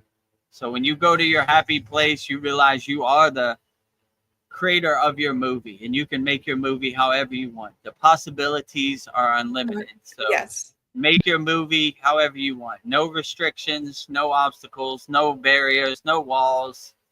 Make your movie as blissful and as positive as you want, and however you want. So yeah, I would definitely do it like that, you know. So yeah, the possibilities are unlimited. Love is unlimited. Give it wholeheartedly. The possibilities are unlimited, you know. So be the best person you could be, and don't be restricted by anybody else's barriers or limits. Be a free bird. Fly as close to the sun as you can, you know. Enjoy yourself, you know. Yeah. The possibilities are unlimited. And when I started this Kriya Yoga School, I realized that, like, I put up a bunch of barriers. I never want to be a guru. I never want to teach yoga. I never want to do this. And I was just putting walls up for me. When I broke down those walls, I said, let's go and let's see how far it takes us, you know? The possibilities are unlimited, you know? So if you told me 2 years ago I'd be on a Thailand beach answering spiritual questions, I wouldn't have believed you. But here I am. The possibilities are unlimited, right? Anything is possible. For everybody. Anything is possible. So don't get in your own way. Get out your own way and let the flow of life happen the way it should, you know? Free flowing. Let it flow and go with the flow. Yeah, and in the same vein, like I am infinite, but this Veronica character I'm playing, it's temporary. So I'm thinking, why do I get upset when I see, you know, everything is made up? I can't get upset. And does anything even matter? Right. Yeah, you're getting upset about something that doesn't even matter, right? That who knows is if even real or simulation, or who knows, right? Don't get upset about anything. Just take it on the chin, and whatever mountain you got to climb every day, get to work. You know, don't overthink it. Put one foot in front of the other, and let's see what happens, you know? Yeah. Don't have no expectations, you know, stay out your own way, and you begin to realize it doesn't really matter, right? Like, you know, who cares? You know, if Liam Neeson is dating Pamela Anderson, it doesn't matter. I'm happy for them. I'm glad that they found love. Good for them, you know, but they're not in my family. They don't pay me money. Who really cares? It doesn't matter, you know? I think people are living vicariously through them like it's them, but it's not them. It's like when people's sports teams lose. It's not, you didn't lose, the sports team did. I don't know. This is a realization I used to come to, you know, like before Kriya Yoga, my football team lost. I get mad. I'm upset, you know? And I realized I'm not the coach of the team. I'm not on the field. I don't own the team. Who cares? You know, it's good. It's like trying to change the end of a movie. It happens the way it happens, right? So if you don't like the way the movie ends, it's more of a, disclaimer on you than it is on the movie, right? Why are you trying to change the movie? Let it happen the way it happens and don't get attached to it, right? The better team won, you know? No need to throw my TV out the window. What I care, you know? So don't get attached to anything. Don't get emotionally attached to anything. Let it happen the way it happens. And yeah, it should guide you the right way. So yeah, I would definitely say, like, don't get attached to anything. You know, don't let other people's movie become your movie, you know? Just witness the movie, become the detached witness, and get your popcorn. And yeah, should be great. Yes. Darren Carter, he says, morning, guys, I'm up. I'm glad you made it. I don't want you to feel gutted. Yeah. No gutting here, Darren. We're glad you made it. Any questions you have, Darren, put it in the YouTube chat. We'll be happy to get to your questions. So glad you made it, you know? Well, I was looking at some questions Arjuna asked Krishna, and I was imagining if I asked you, and this is a really hard question to ask you. It kind of put a guru on the spot because it's like, I don't know. I feel like it's not really, it's kind of like, it's up to me to decide, but I'll read the question that Arjuna asks Krishna. He says, now I am confused about my duty and have lost all composure because of weakness. In this condition, I am asking you to tell me clearly what is the best for me. Now I am your disciple and a soul surrendered unto you. Please instruct me. Is that something you could even answer? Like, yeah, so what Arjuna is saying to Krishna is that he's surrendering himself to Krishna, and he wants Arjuna to guide him. He wants Krishna to guide Arjuna. And Krishna is basically conveying that you have your own free will. I could just give you breadcrumbs, but I guide you from afar. I don't have control over your life. You have to use your own discernment. You have to use your own discrimination to come to your own conclusions and learn your own lessons. It's not, you're gonna not learn the lessons if I give you everything on a silver plate, you know? So it's up to you living in this 3D physical world to find out the lessons of life and what works and what doesn't. And, you know, in the Bhagavad Gita, he got some real lessons. He had to go to war with his brothers and his sisters and his family, and he had to make some difficult decisions. But these difficult decisions became his duty, and he learned that by coming to these decisions, he was able to be aware of the world more and what is important in the world. And doing your duty is more important to focus on on helping people and instead of harming people. So this was a difficult mountain that Arjuna had to go through, but we all have mountains we have to climb on a daily basis. So it is pretty overwhelming and pretty difficult, definitely, you know? In the present moment. So I wish Babaji would just touch his magic wand on my head and I would be fully enlightened and I didn't have to go through all the trials and tribulation of this Maya 3D dense chaotic world. But it's not set up that way. So I take it on the chin and go through it however best I can, you know? So yeah, he's basically telling him what Patanjali says. The line to God is not a straight line. It's a zigzag. So you're going to have to go through something, but all yogis and yoginis go through it. You're not special. It's not your own suffering. Everybody has some karma and some suffering that they got to dissolve and burn off. So just take it on the chin. And if Babaji touched me with his magic wand on the head, I would probably take it for granted. And I went and learned the necessary lessons I need to uplift myself. Yeah, you got to do the work. I got to do the inner work. I think I'll end with like a question I asked you last year, but now I don't know, the questions kind of changed for me a little bit.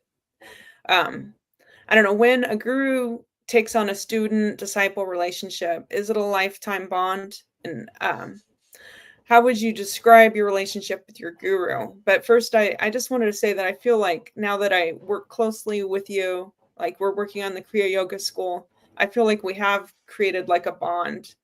But yeah, I feel like I know when you're going to call me. I can feel a tinkling, but it's probably more profound with your guru. But I don't know if you wanted to talk about your relationship with your guru. Yeah, my relationship with the guru, my guru, is more of a, how could I say, like an energy transmission. And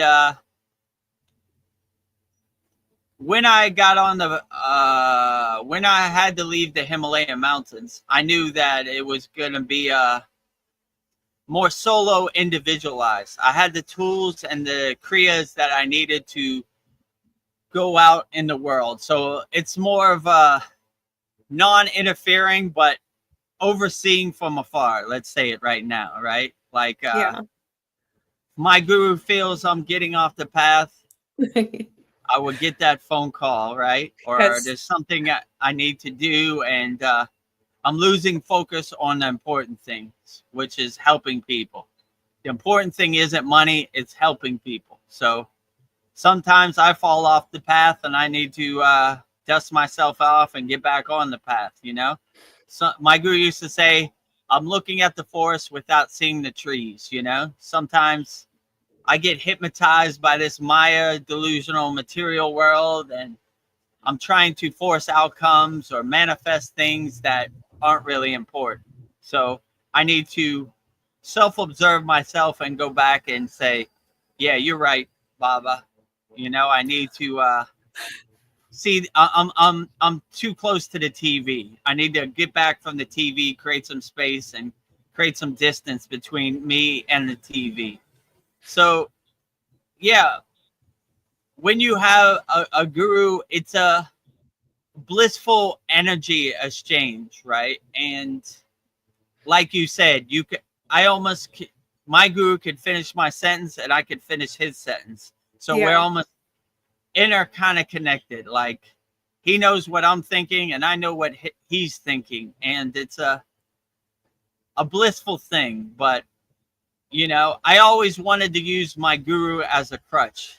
So when I had to leave the Himalayan mountains, I didn't have that crutch no more.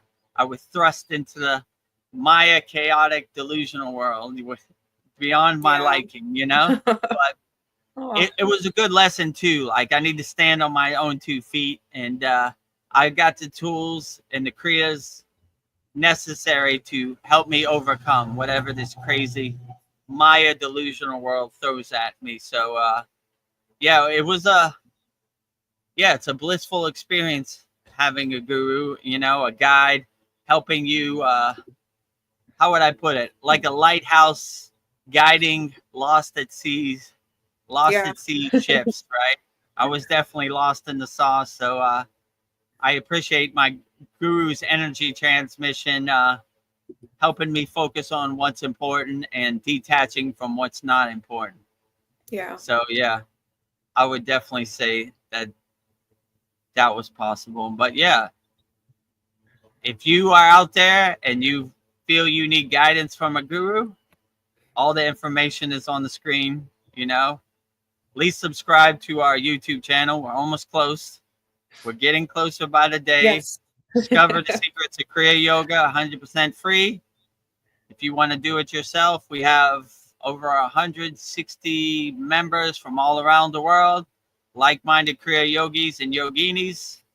So if you want to see where our people are from, all of our members, there's a tab at our Kriya Yoga School. It says map. You'll see location pins from all around the world.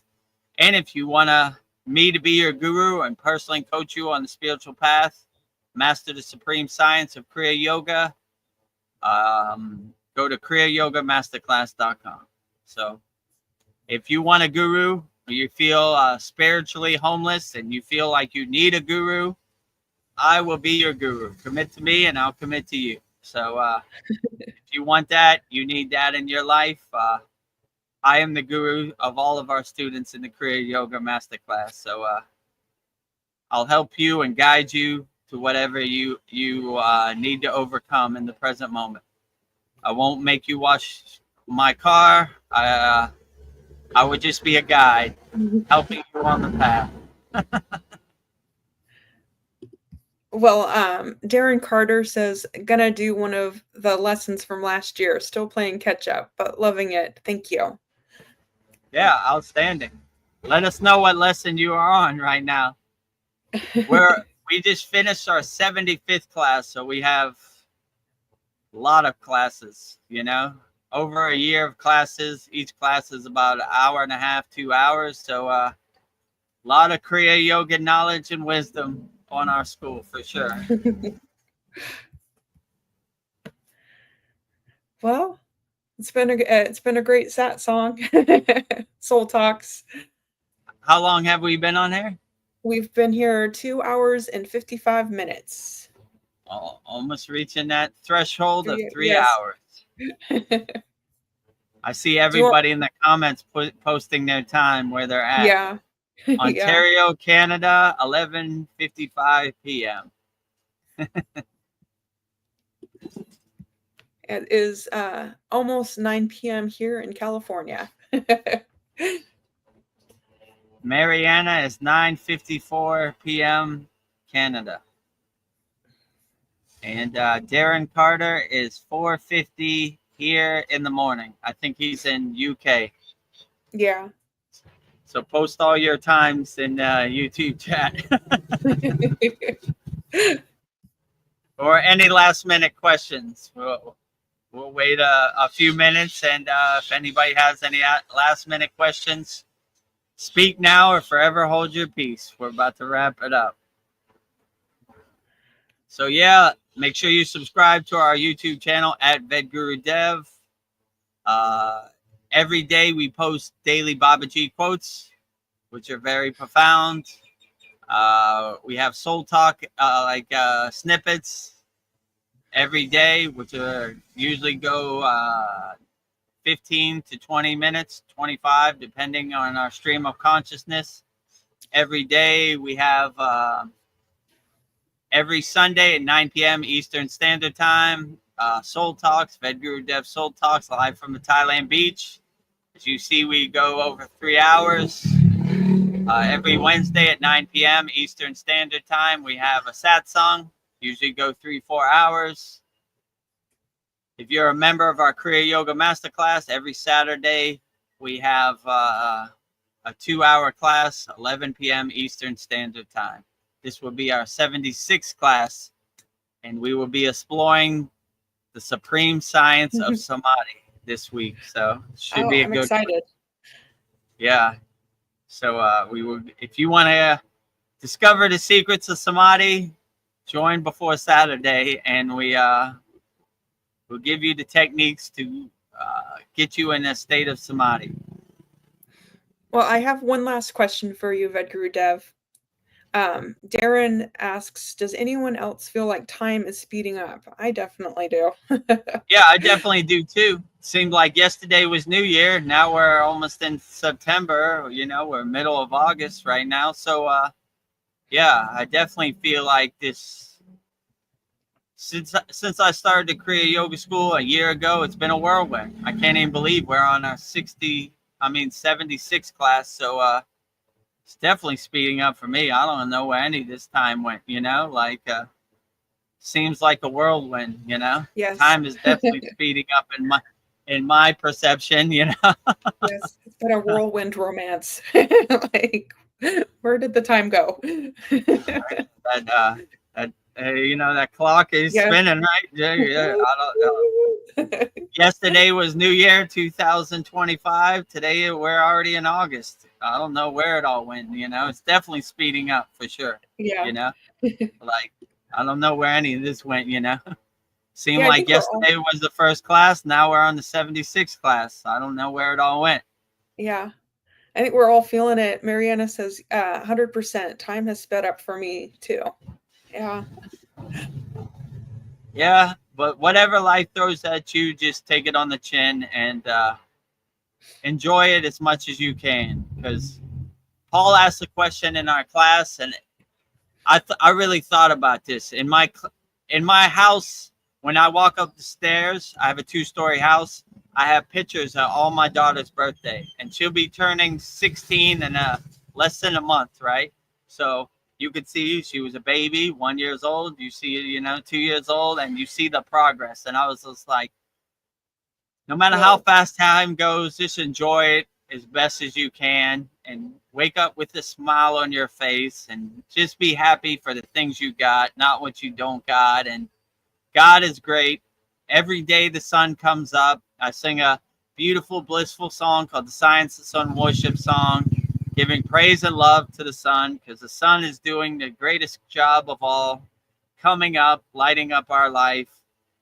Sing to the moon, sing to all deities, be happy that they're doing the best job of all. They're doing all the heavy lifting. So yeah, just enjoy it as much as you can, because time is definitely flying by.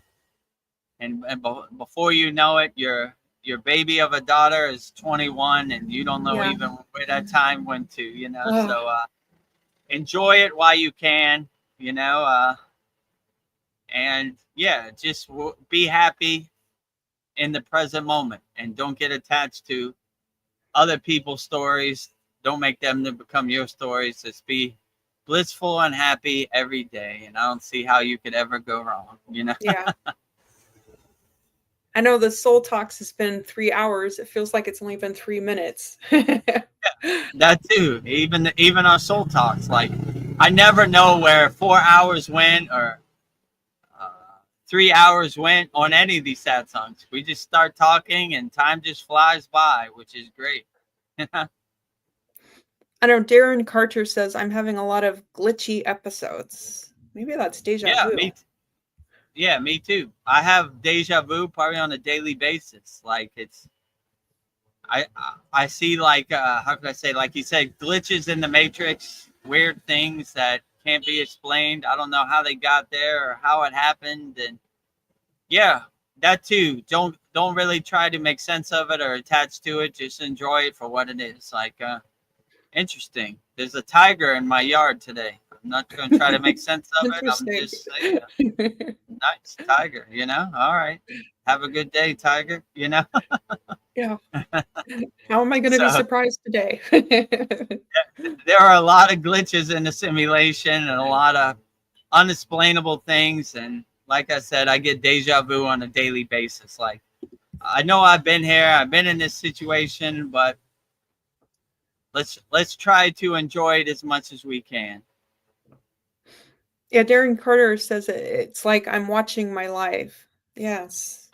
Oh, we are definitely watching our life. I mean, that is a big thing in Kriya Yoga. We are the detached witness. So we don't try to attach to any outcome. We just watch it the same way we watch the movie screen, like clouds passing by, you know? Yeah. Like, get your popcorn and your seat in the audience and watch your life pass by, right? So I say 100% since I got on the path of Kriya Yoga, detached witness, you know, watching the clouds go by every single day, you know, like watching the pictures on the movie screen, water under the bridge, watching my life as it happens. I don't even feel I'm a actor in my own life, you know, I'm just watching the movie on the movie screen, right? Not trying to guide it, just, interesting. Look at Vedagurudev. He's walking in the door of Seinfeld's episode, right? He just slid in. Oh, here is Vedagurudev. I know what happens in this episode of Seinfeld. No soup for you, Vedagurudev. No soup for you. The soup Nazi god Vedagurudev again. No soup for Vedagurudev. No soup for you. No soup for you. You go. You go. No soup for you. I know Mariana says, I have deja vu. Yeah, I think we all do. When you raise your awareness, like in any spiritual tradition, this is a normal thing that happens, you know? I always feel like I've been here. I've been in this situation, like I said, almost only on a daily basis. And I probably, when I was attached to the Maya delusional world and in my ego self, I was kind of blinded by it. But now I'm more open to these higher spiritual vibrations of breadcrumbs, of intuition and darshans and deja vu. So I'm more open to it. Before Kriya Yoga, deja vu was woo-woo and mystical to me. Now it's a definite possibility. It's a daily occurrence, you know? So these things happen when you raise your vibration on the spiritual path. Yes. Every day feels like Groundhog's Day. Every day is Groundhog's Day as a Kriya yogi. Yeah. Well, Darren Carter says, thanks, guys. I'll leave you be. God bless you. Thank you. God bless you too, Darren Carter.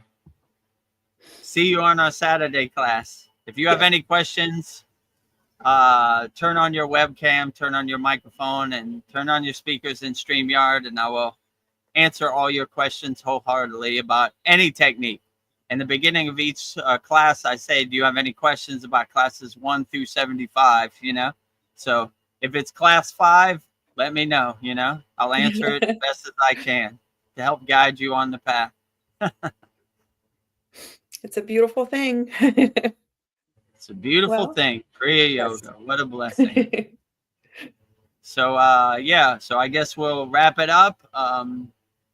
If you haven't, make sure you support the movement at Vedagurudev YouTube channel. We're getting close to 1,000 subscribers. Help put us over the top.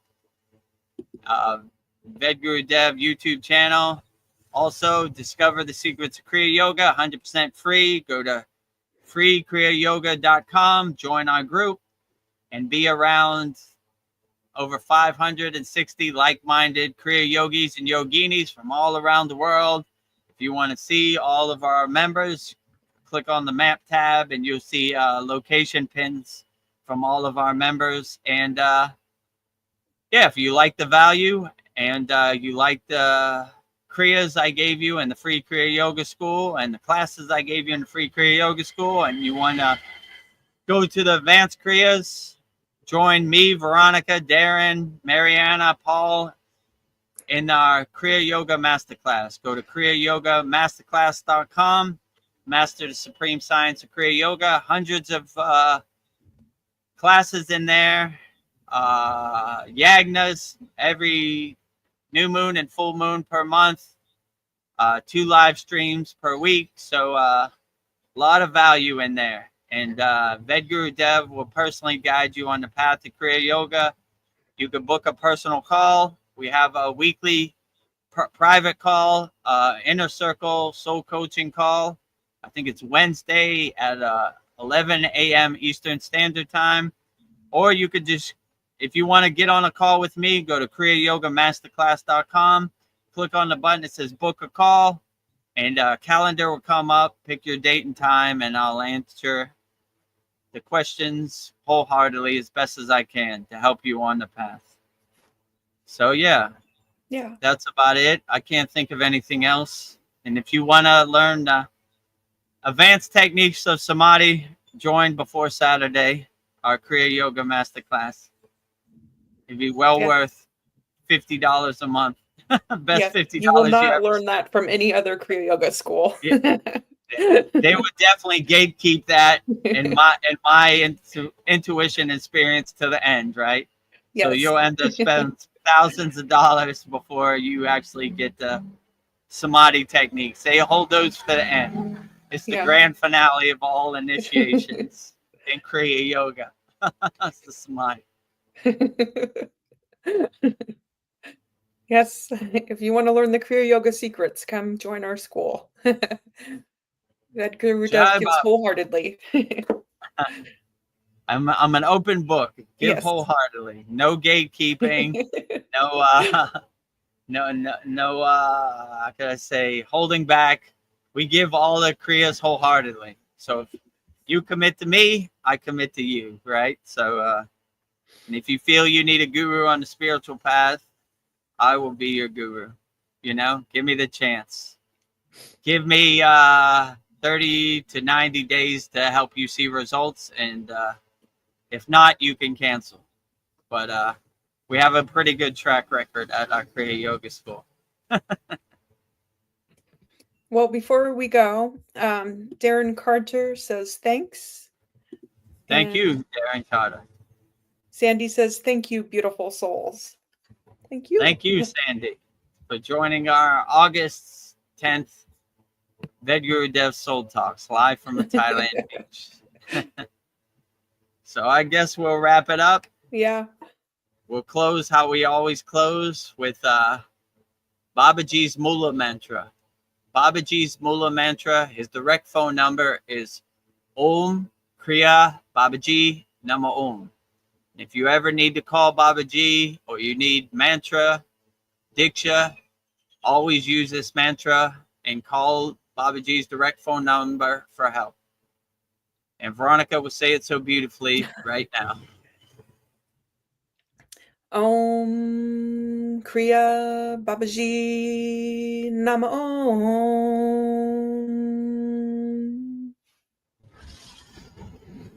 Om Kriya Babaji Namo. And lastly, we'll say the Shanti Universal Peace Mantra, sending peace and love collectively to all people all around the world. And Veronica will say it so beautifully right now. Om Shanti, Shanti, Shanti. Shalom, Sat Nam, Sadhu, Tao, Spirit, Swami, Kami, Amen, Amen. And Selah Home.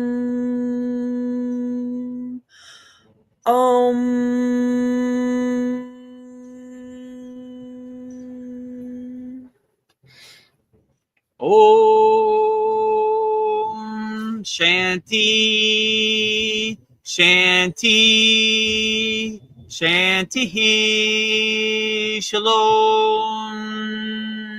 Sat Nam, Sadhu, Tao, Om, Spirit, Swami, Kami, Amen, Amen. Om Selah Home.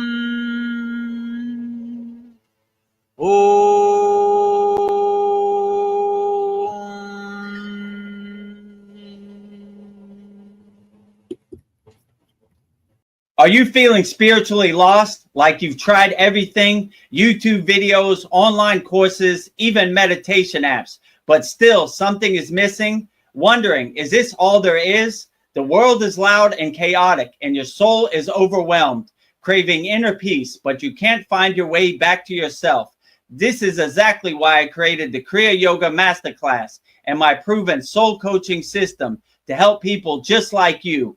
This isn't a video you watch and forget. It's a daily spiritual lifeline that brings you back to your soul. So if you're done feeling lost and you're ready to start transforming, then come join us. This is more than a course. This is your lifeline. Go to kriyayogamasterclass.com. Kriya Babaji Namo.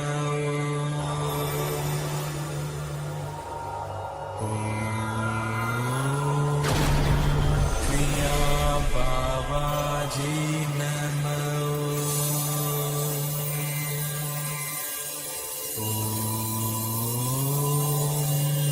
Kriya Babaji Namo.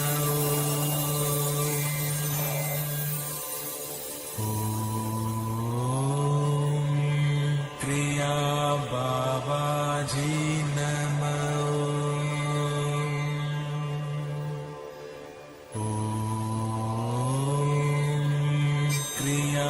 Babaji Nama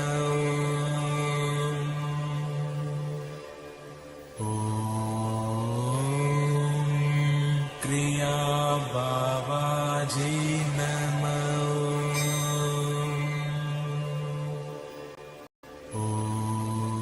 Om Kriya Babaji